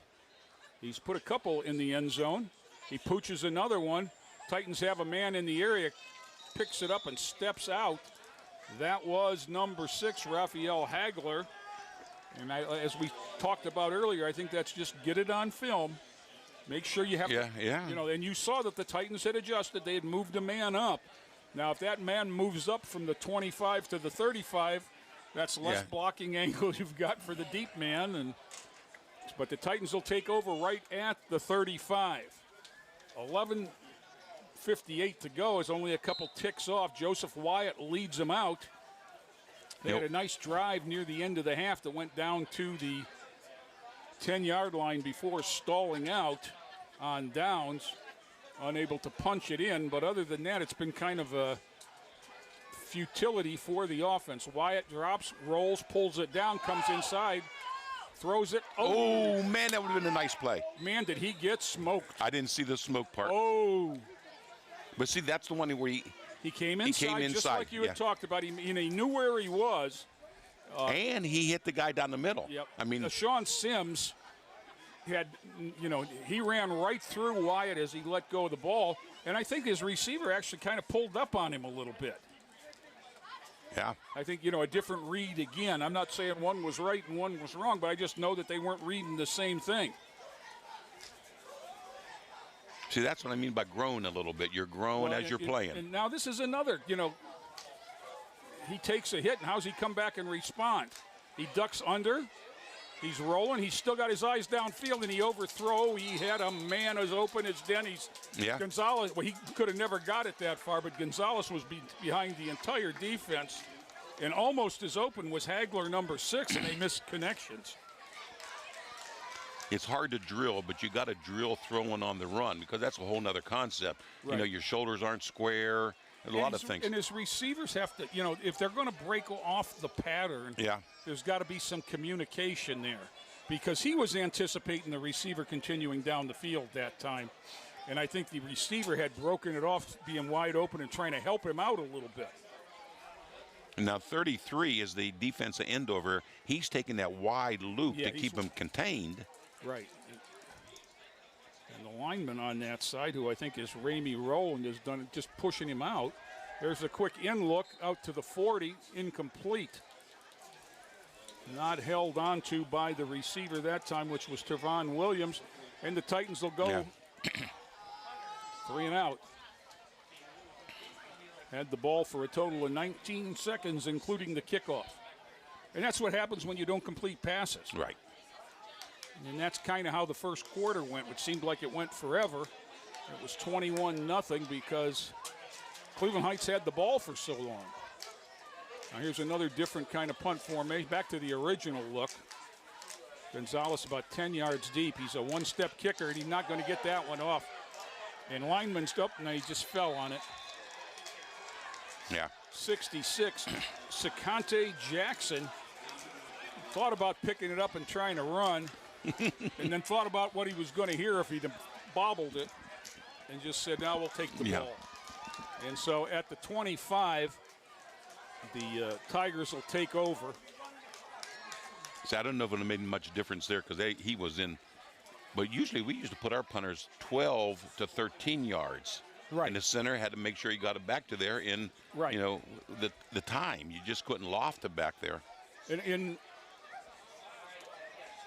The snap, the majority of now Titans sending somebody on late to try and get 11, just getting across the line of scrimmage, but not into position, and that run goes straight up the gut, and it's going to be down about the 1 yard line, and that looked like it was Owen Bisker, 24.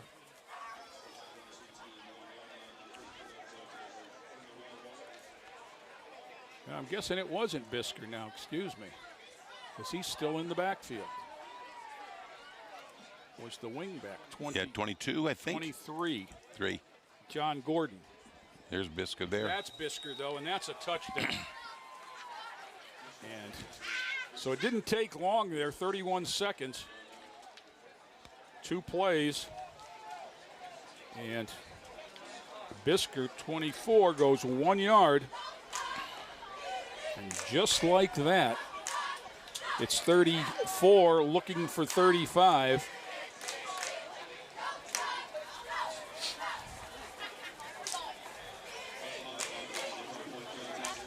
With Cleveland Heights in this double wing kind of look, I'd like to see Lorain experiment with more linemen on the line. And I've been like a broken record with that, yeah.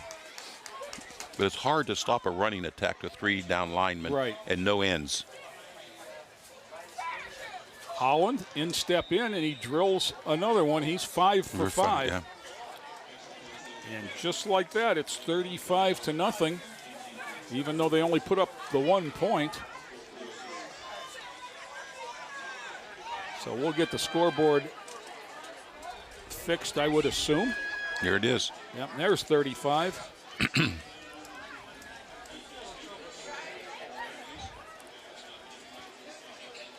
And that'll make the clock start on the kickoff. And unless we have an injury or a timeout, until Lorain scores.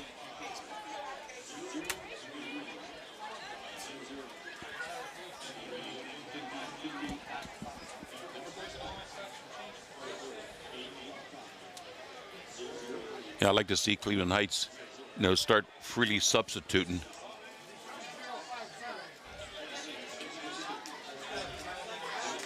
Well, we'll see what happens here as Holland gets set to kick.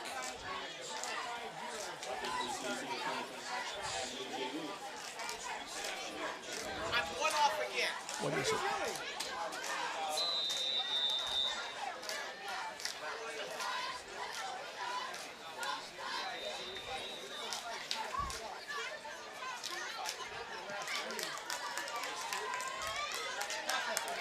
Running up to catch the kick and getting out across the 25-yard line there is Trevon Williams, and that's where the Titans will take over.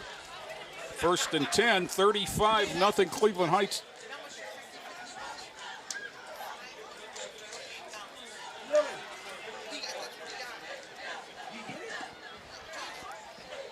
So it'll be 1st and 10 right at the 25. Wyatt and the Titans out for their second possession of the third quarter. You start seeing some new faces coming in here.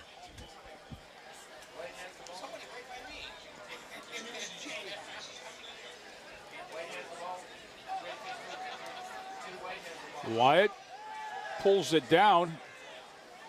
Kind of got grabbed up around the shoulders and just never got the feet moving.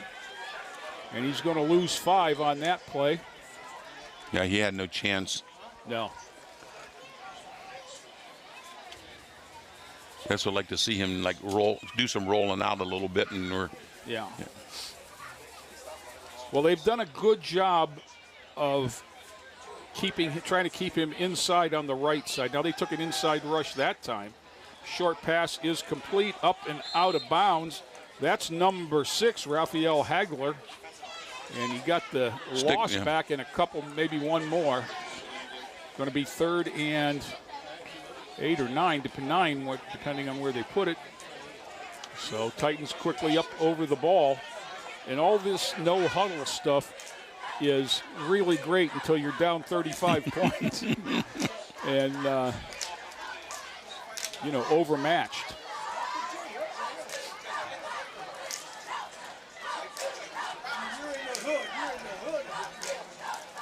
There's the roll. There's the roll. Yeah, roll into trouble, and he's just going to go down. Let's hope he holds on to the football back at the 15. They're going to spot him at the 16, and it'll be 4th and a bunch. Now, are they doing that with all linemen? Or are they blitzing linebackers? They're doing it with all linemen. I think just linemen. Yeah. But, Tom, if you look at it, and if you look at the size of some of those linemen, and that's the strength and training program that Cleveland Heights had. As you said, Coach Mack has a facility that I'm sure they're in year-round, Now they go back to the personal protectors in punt formation here, but also means there's nobody out wide. Good snap. He pulls it down. He's going to take off and get. Didn't quite make the sticks, but That was got it out to about the 30. Pulled down by his jersey. I think that was Hagler, number 6. And he's still down. But it definitely, he's got a cramp because you can see trainer Tracy Menges stretching him out. So they'll take over 1st and 10 at the 29 with 8:13 to go. Clock is moving. we don't know whether that was a planned or. No, I don't. Well, you know what? It was a different punter, so I have to think it was a plan. I was now thinking there's the a same thing. timeout, and I think we're down one man because he was down on his back there on the sideline. He's been on defense too, Hagler. So I think it's going to be make sure we got 11 and that we're organized. And, you know, Tom, if I can mention, this is where all of the skill and people skills in the world are needed as a coach. Is, you know, this team has, you know, let's be honest, they have not been in a football game, you know, competitive game at the half any time this year. And, you know, you can blame a lot of things, but these kids, not one of them. Okay, I mean, you had COVID, you know, you had a coaching change without playing a game. You had, you know, a year and a half of no school, and, you know, workouts that started with the new guy in the spring. I wouldn't blame them at all. The players there, And you know, as we were talking earlier, I was talking to Coach Crean. I said, you know, it's a lot easier to be healthy when you're 4-0 than it is when you're 0-4. That's a beautiful throw, and nobody's going to get him. No. Oh, my goodness. Jeremiah Dillard took a little swing pass in the backfield and went 29 yards for the score. That was just a beautiful throw around the defensive lineman there. Yeah. And an easy score, 41-0 Cleveland Heights. And that was by far the prettiest of the plays. Of the 6 touchdowns. I mean, the plays. Because that, you know, that's how you dream about it when you put that play in. It's received as the extra point goes up and through once again. That's 6 in a row for him. Holland's got 6, and well, at least 6 in a row tonight. Yeah. But that, you know, that receiver took the man deep. There was no one out there when he caught that pass out wide. He just ran down the hash mark. Nobody near him. No. So that's what getting your athletes out there in space and does for that's you. what, you know, that's what Lorain is trying. You know, the concepts are similar. Get your athletes out in space. But the other thing that this team has had all night is a very consistent running threat. And linemen who can block and keep everything protected. And you know, that pass works to the sideways because the downfield passes have worked all night. And, you know, there's a lot of learning to go on. And I want to credit these coaches who are working as hard now as they did in the first quarter of the first game of the season. And I'm not saying that because I'm looking at the sidelines. I'm saying that because I'm here a couple times a week and watching it. Good deep kick there. Straight ahead. And to the sidelines, forced out of bounds at about the 15 is Williams. And that'll be the Titans' worst field position on a kickoff, as they went to the high short model. And Lorain got the ball out to the 19. 7:20 to go. Wyatt is back out there again. I was going to say Williams trying to give up the football, but nobody wants it. Yeah. I see some backs in the backfield now, maybe. Yep. Maybe do a little bit of running. Now that's Wyatt. This is the first time he's had anybody back there with him. I can't read a number. 4. Is it Gonzalez? Yes. Yeah. And there's a give. Gonzalez gets nothing, maybe a yard.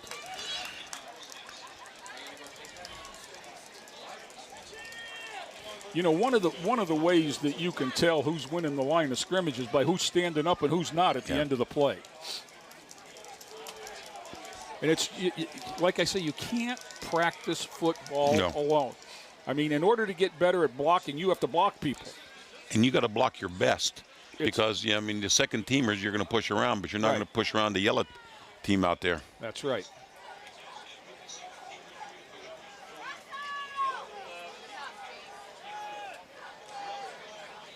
And that's one thing that successful programs in Lorain have had is numbers. Yes. You know, that you've had that where you've had guys that played one way. You know, the good players that played one way. Antonio Wyatts and Gabe Larsosas were defensive linemen. They weren't linemen. Yes, yeah. You know, Jacob Addis and David Larson and Sadi Santana and those guys, they were offensive linemen. Whoops. Yeah. Somebody jumped. That's 69. We don't know again. We won't blame this on you.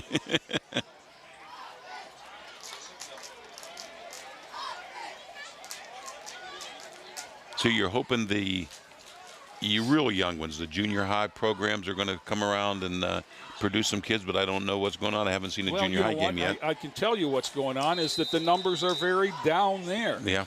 And, you know, one of the good things and bad things in Lorain is the preponderance of youth football programs. Yeah.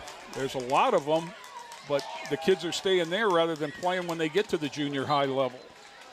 So, you know, the learning isn't consistent, and it's not the system.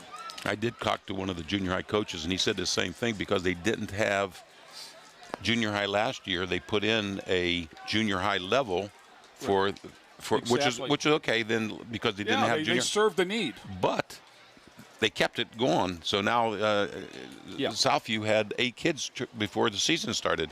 I don't know what they're up to now. And none of the 3 schools has a 7th grade and an 8th grade, I don't believe. They're both combined. Yeah. You know, like it was 60 years ago. Yeah. And that's hard. Yep. Gonzalez. Because you might have a very, very talented 8th grader playing against a kid who, I mean, this is the first time he's ever put his hand on the ground. Right. It's just not right. You need that 7th grader to be able to play with his age group. Gonzalez, for the first time tonight, I think, got through the line of scrimmage untouched. 7 yards? Yeah. 6 Well, yards? let's give him 6, second and 4.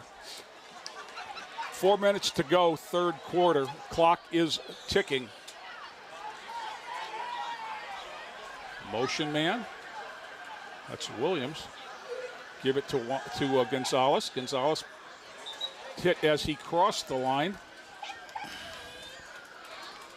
Going to be no gain on that one. In fact, he's going to lose a yard. See, now you got to run that fake it to Gonzalez and run that counter. Well, it's quarterback counter. Yeah, what they've been doing with the quarterback optioning it. And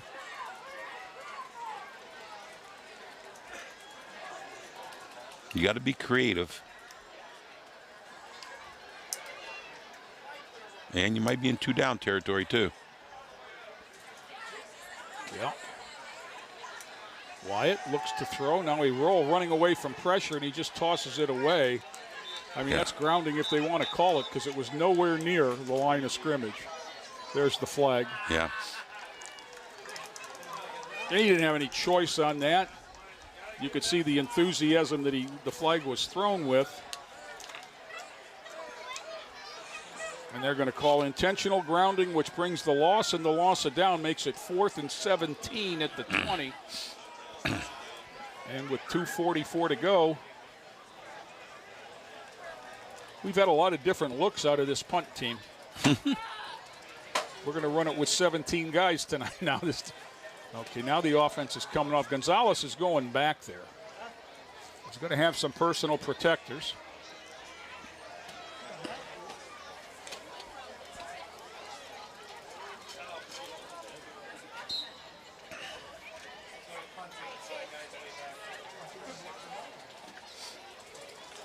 Good snap. He gets it away on a half step.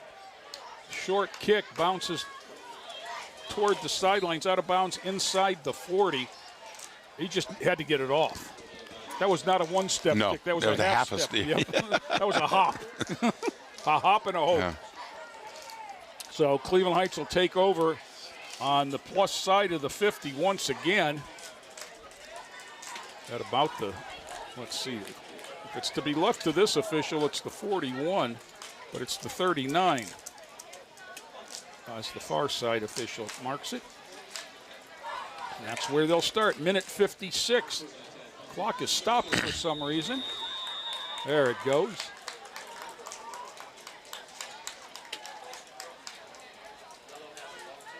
Snap straight ahead.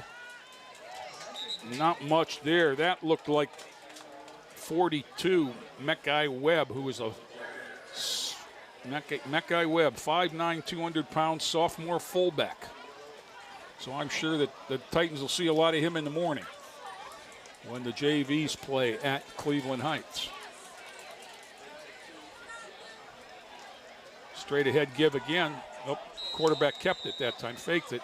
Lorain says he got the ball. Listen. And they obviously did. It was a beanbag. I was going to say there was a flag, but the official. Yeah, just the beanbag and the flag are almost the same color anymore, as well as that official's belt. I don't know if you've noticed that. I didn't. Watch the guy with the ball when he turns around after he spots it at the 40 where the Titans will take over. I don't know if he's got, that's where he keeps his beanbag. Probably just tucked in his belt like that. It looks like his. See it? Yeah. Or he has three of them, and does he have three beanbags? I don't know. He's ready to go. He's prepared for anything. Under a minute to go, third quarter. We're in a running clock situation at 42-0. I think they're going to go back to their passing. Well, they've got no back. No backs so again. It's either going to be a pass or some sort of a counter sweep or a jet sweep. There's the motion. There's the timeout. There's just a delay of game. The clock stops. Delay of game is indicated, but the clock shouldn't stop for that. So that'll move it back. We're under 30 seconds now. Start it again. He didn't want it to stop.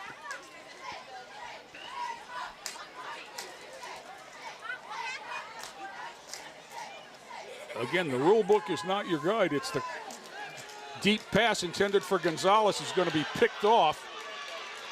13, Janelle Lewis. And we've seen him with the ball before. Brought down shy of the 50. Tackle on that was Raphael Hagler. So on the turnover, they're going to spot him right at the 50, and Cleveland Heights will have it back. But not before we break for the end of the quarter. We've played 3 at the George. Cleveland Heights 42 and rolling. Lorain 0. Back with more after this timeout.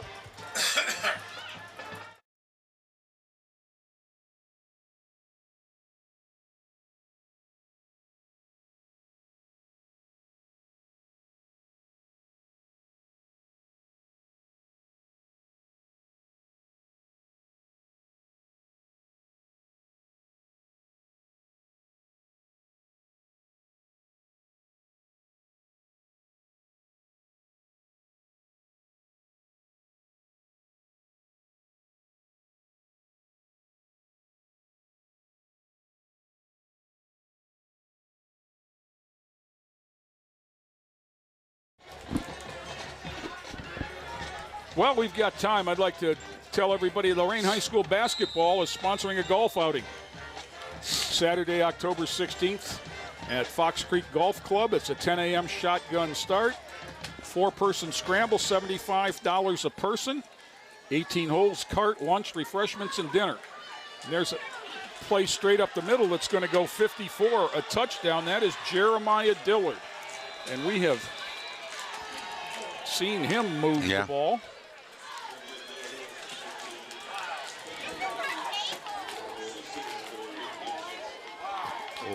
One play on that drive, 50 yards. And Dillard's got the last two, the one on the swing pass and now 50-yard run. To go along with an 8-yard run in the first half, he's got 3 touchdowns. And the field just opened up for him. Yeah. And that's fatigue and young guys and being tired and being frustrated and, you know, quite honestly, out-techniqued. Yeah, they are. 49 to nothing now. And obviously they're getting blocked on the line of scrimmage. Yeah, you sure can't say, well, how could he run that play? He ran straight up the middle. Yeah. Up the middle is the shortest distance between the ball and the goal line. But that's also where the most defenders theoretically are. Also want to mention, while we line up for the kickoff, about the Spaghetti Dinner fundraiser to support Lorain Schools Levy Issue 37. The Citizens for Lorain Schools is having a carry-out spaghetti dinner fundraiser, $10 a ticket, on Wednesday, October 13th at the Lorain High School cafeteria. It's spaghetti, meatballs, roll salad, and a cookie, a pretty good deal for $10. And the portions are ample, I know that for a fact. And we'd love to see you come out and help Lorain Schools. Thank you to Aramark for what they're doing to help put it on. Now, I was going to say they've kicked off so many times they can't remember where, as they lined up at the 45 that time. And Vince Holland told you he was going to earn his letter tonight, Tom. Yeah. 7 kickoffs, there are 8 kickoffs now and 7 touchdowns, or so 7 extra points. Well, they're hitting their average now because, like I said, they were averaging 50. Yeah, this is not something new to them. Love to see the Titans be able to put one in, however it might be, because it's been a couple weeks since they've scored. That's Gonzalez out across the 20 to about the 22 where he's knocked down. And that's where Lorain will start. And one thing you can't expect from Coach Creel is to put the young guys in, because they're in. They're in already, yes, yeah.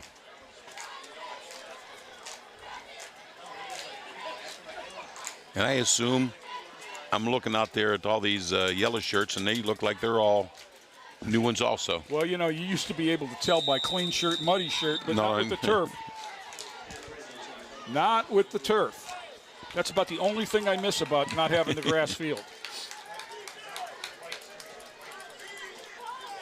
I'll tell you something else. Come out here in August while they're doing, you know, work in shorts and pads. Hot. Oh, my goodness. Yeah, that you can just see the heat radiating off of that grass. You can't wear flip-flops. They'll melt to it. You know, and because, you know, I don't know how many people are aware of how turf is put in. But it is, you know, they dug down about 18 inches in a gravel and sand base, and then they rolled it. Then they put the carpet down and seam it. And then they cover it with several tons of ground-up tires. Black tires, yeah. Black, as in hold the heat, reflect the heat. Oh, my goodness. And it gets so hot in the sun, and you get one of those August showers, and you could just see the steam lifting off the field. It looked like something out of a cheap horror movie. 9:43 to go. Titans are looking at 3rd and about 7. Wyatt in the backfield with Gonzalez behind him. Now he comes up on a wing. Here comes motion. Fakes the jet sweep and just gets buried. Oh, I like that fake the jet sweep, but go opposite.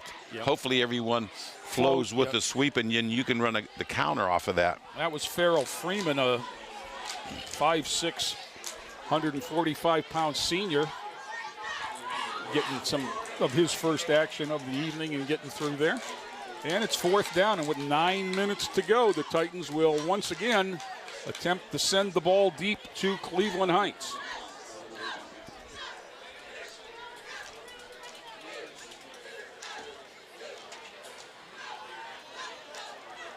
think he's telling him this time you got to block. Yep. He's still 10 yards.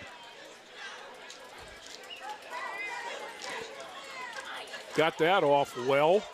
Caught on the run, though, and this could be trouble. Breaking the first tackle, and Gonzalez ran, the punter ran him out of bounds. That was 13. Yeah. Jamel Lewis, who we've seen a couple times with the football. He had the interception on the last series, and he caught that in stride just like he did that interception. So once again, great field position for the Tigers. You know, Tom, I've been around a lot of teams, and one thing I don't see in a 49-0 defeat here is I see disappointment, but I don't see negativity on the sideline. And there, you can tell. Yeah.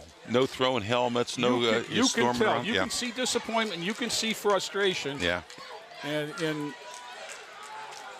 you know, I'll tell you how much buy-in these kids had after the first game at Olmsted Falls, which was quite honestly probably the best team they've played till tonight. So far. Mm-hmm. We had kids in tears that they had lost. I mean, that's how much buy-in, you know, the coaching staff had got. And it's been a struggle, and I know they've lost some kids along the way, but they've got a nice core group here. And, you know, I don't think this group of adults is going to give up the fight. I think they're going to keep fighting the good fight and fighting for these kids and fighting with these kids. And they got to keep telling them that there are some opponents coming down. There's that little counter there. Yeah, there are some opponents coming down there that. The weakest team on our schedule, unfortunately, is Week 10. Yeah, that's Shaw. Yeah. You're hoping maybe a Shaker Heights. You don't know what they are. Yeah, you don't know what they are. Traditionally, you expect a lot more from Shaker Heights in an 0-4 start. But they play a brutal schedule all the time. I'm sure they did, yeah. So you don't know. You got Maple Heights coming up. Next week? Next week. Yeah. Garfield Heights remaining. Garfield Heights' result against Cleveland Heights was very similar. Although they scored, they gave up 50. Yeah, and it scored twice, but probably towards the end of the game, I'm guessing. Yeah, I don't know. And we got to tighten down now. Now he pops up. Yeah, you hope he just hurt a little bit, not injured. That's Tyler Costco, the senior safety. Jogging off. As he was laying there, he remembered he had a soccer game tomorrow.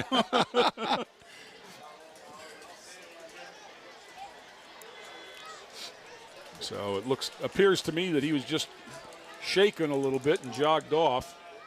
Good to see. You know, he kicked 2 years ago for the JV team, and he came out here to kick for Lorain High this year. And he told the coaches one day, well, he was like, Coach, you know, I want to play. I don't just want to be the kicker. Well, you know, Tyler Costco is 5'8" and 140 pounds, soaking wet. Okay, and he's got the heart of a lion. Never having played football before. I know he led the team in tackles the first week. Just throwing his body all over everywhere. Down to the 6-yard line. It'll be first and goal. We're 6:10 to go in the ball game. Now, I've seen some soccer players, and there's always some fine athletes on that soccer field. You know, you need quickness, you need feet work, you need toughness. I mean, you know, in soccer, there's a lot of contact that doesn't get noticed. Yeah. But you don't have any pads either. Yeah, there's little shin guards, though. Okay, give straight ahead there to Anthony Brooks. We mentioned Ashley Derrick, the senior backup quarterback. He actually listed as a wide receiver in at quarterback now. Comes a couple of other guys. 23 and 42. 23, John Gordon, is the starting wide receiver. He's a sophomore, and he's a little fella at 5'5", 130. 42 is the big one. Mackay Webb, sophomore, 5'9", 200. And he's going to roll into the end zone from the 6. 5:02 to go, and the 50-point mark is crossed once again. And the ubiquitous Mr. Holland will come out.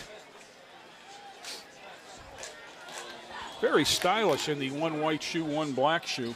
Kind of reminiscent of the Titan basketball team a few years ago when they all sported the different shoe look on the road to Columbus. One step and he boots it through. And it's 56 for Cleveland Heights. And as you said, Tom, they average over 50. Well, there they are again. You can see why.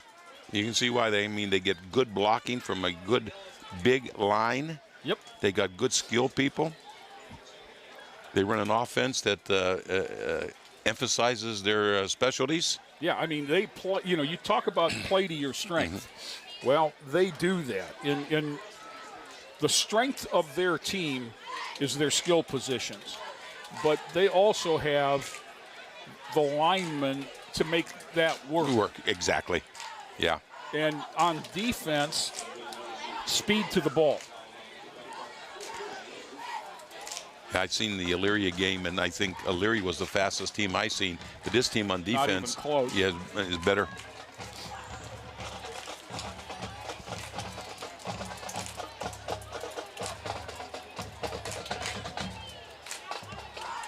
Coach Creel's son, Russell, running around in the bleachers. I didn't see which one. The little fella. Okay.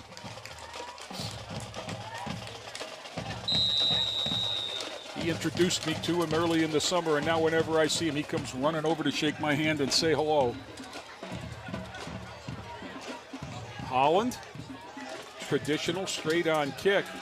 That's Gonzalez at the 13, sideways to the 15. Maybe gets the corner across the 20 and run out of bounds. So I got to believe Gonzalez is one of the fastest on Lorain's team. He's their speed, yep. And they had 2 or 3 yellow shirts that can run him down. It was clear that he was never going to get to the corner. Yeah.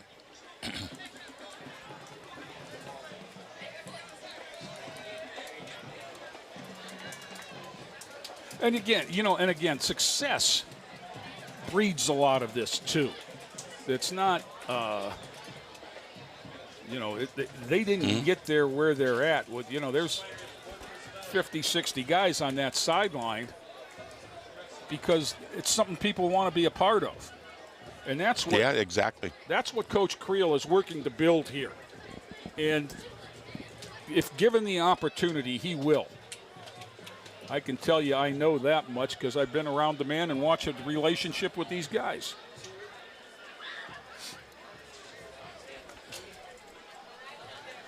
Gonzalez hit behind the line for a loss of a couple. Robert Gonzalez is a warrior. He's done just about everything tonight. He's run wildcat. He's run out of the backfield. He's caught passes. He's punted and made tackles and returned kickoffs. He's punted under distress. There's a good, nice going to be a run. There's a nice little run. First down. There's a horse collar. Now, there is a big difference between a shirt tackle and a horse collar tackle. If you can grab the shirt and bring him down, that's a good tackle. If you grab over the top of the shirt and pull him, that's a horse collar. Yeah. And that was an easy horse collar from up here. You heard some of the officials in the stands had it first. Yell it, yep. Titans crossed the 50 for the second time tonight with 2:45 to go. Boy, you'd love to see a touchdown here.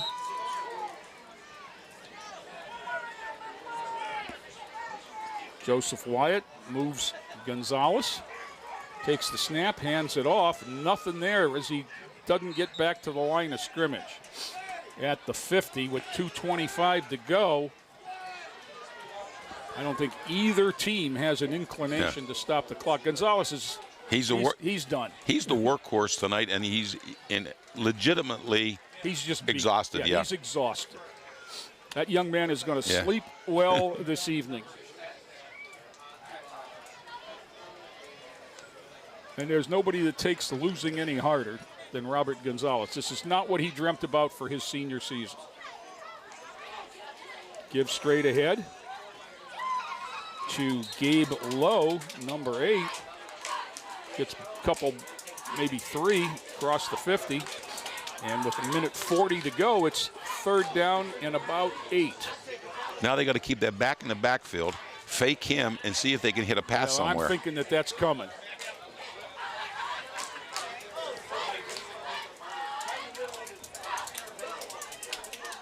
Mortar was targeted on the first play of the game on a wide receiver screen, and they haven't been able to get it out to him wide since.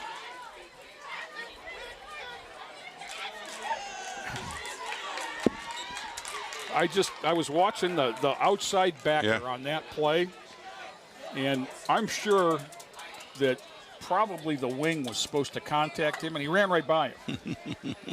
and you know, he was in the backfield on the handoff. Immediately. Mm-hmm. And that's just, you know, experience the situation, knowing that they don't have time to throw it anywhere. 4th down and 8. This could very well be the last play of the game. I'm sure it is. They may take delay a game just to get to be the last play of the game. There's the flag. Did we call timeout? It must be a timeout. If they'd have let the clock run, they'd have got 5-yard penalty, but the clock would have kept running. Yeah. I think they want to throw one deep pass. But obviously, the yellow huddle over there is talking about defending it. Yeah, they want a shutout. Yes, exactly. If Lorain scores, they'll be disappointed. Yes. Mm-hmm. And quite honestly, it would be something positive to end the game on. Yeah. You know, I see, number 7 down there with one shoe and you can't see it because he's got sweatpants on, but the young man has got a cast from his thigh down to his ankle, and that's Fredo Gotecato, who was played some 2 years ago. Okay. And in the second half at Sandusky, busted his tibia. Mm. And like I said, you can't see it under his sweatpants. You know, also on the sidelines over there, and worth a shout out, another kid who would have been one of the better players on offense and defense, number 5, John Salmon, you know, had a knee ligament, gives straight ahead, just nothing there. And that's going to would be the last play. They won't stop it if they don't have to. Oh, I watched Cleveland Heights. They do push-ups after every play. Oh, really? On the sideline, you mean? No. I think whoever makes the tackle. Or, no, I didn't see it yeah, there. That was like the 4th time I seen that. I wonder what's going on. The clock is stopped with 15 seconds to go. Now they're going to wind it. I think everybody wants to be done, Tom. Yeah, it is. It's over. And it's not what we hoped for, but it's also, you know, just the tone of the season. Yeah. And the tone of the season is find something good and move on to the next week. And tonight, quite honestly, you've got to look. It's 56-0. You're 0-5. And it's hard to find a positive, but you got to make practices. These guys will. I know they will. Yeah. And these kids have bought in. You know, one of my favorite quotes came from a book I read by a coach by the name of Anson Durrance, who was responsible for one of the great college dynasties in women's soccer down in North Carolina. And he coached Mia Hamm and, dozens of World Cup players. And he had a sign behind his desk. It said, before they care about what you know, they've got to know that you care. Yeah, exactly. Yeah. And that's what these kids know. Yeah. These coaches care.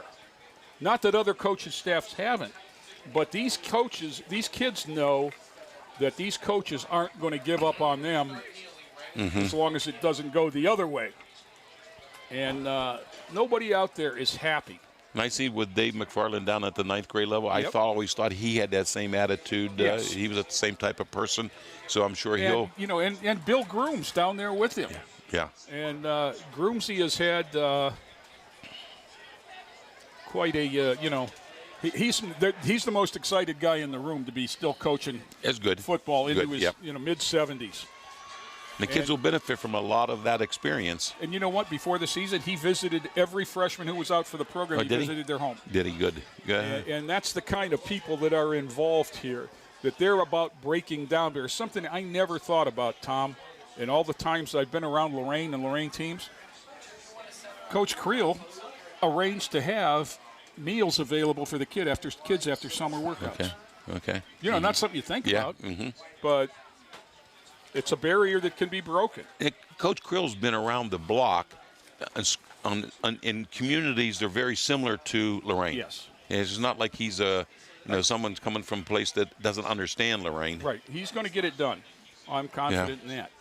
But Yeah. For tonight, for my friend Joe Bach, who's got the press box, we ought to rename it in his honor. It looks so good. And Jaden Morales with some drone shots, and Mr. Trout Yep. in the Troutettes. The students in the video production class, as always, they get us on the air and make us look as good as is humanly possible, giving the limited amount we give them to work with, Tom. And for my partner, Tom Bauer. Once again, back here after a lengthy absence from George Daniel Field. The result wasn't what we hoped, but it sure was great to be back. I was going to say the same thing. It's good to be here. Yeah, and, you know, once again, the result wasn't what we wanted, but it is a great time to be a Titan.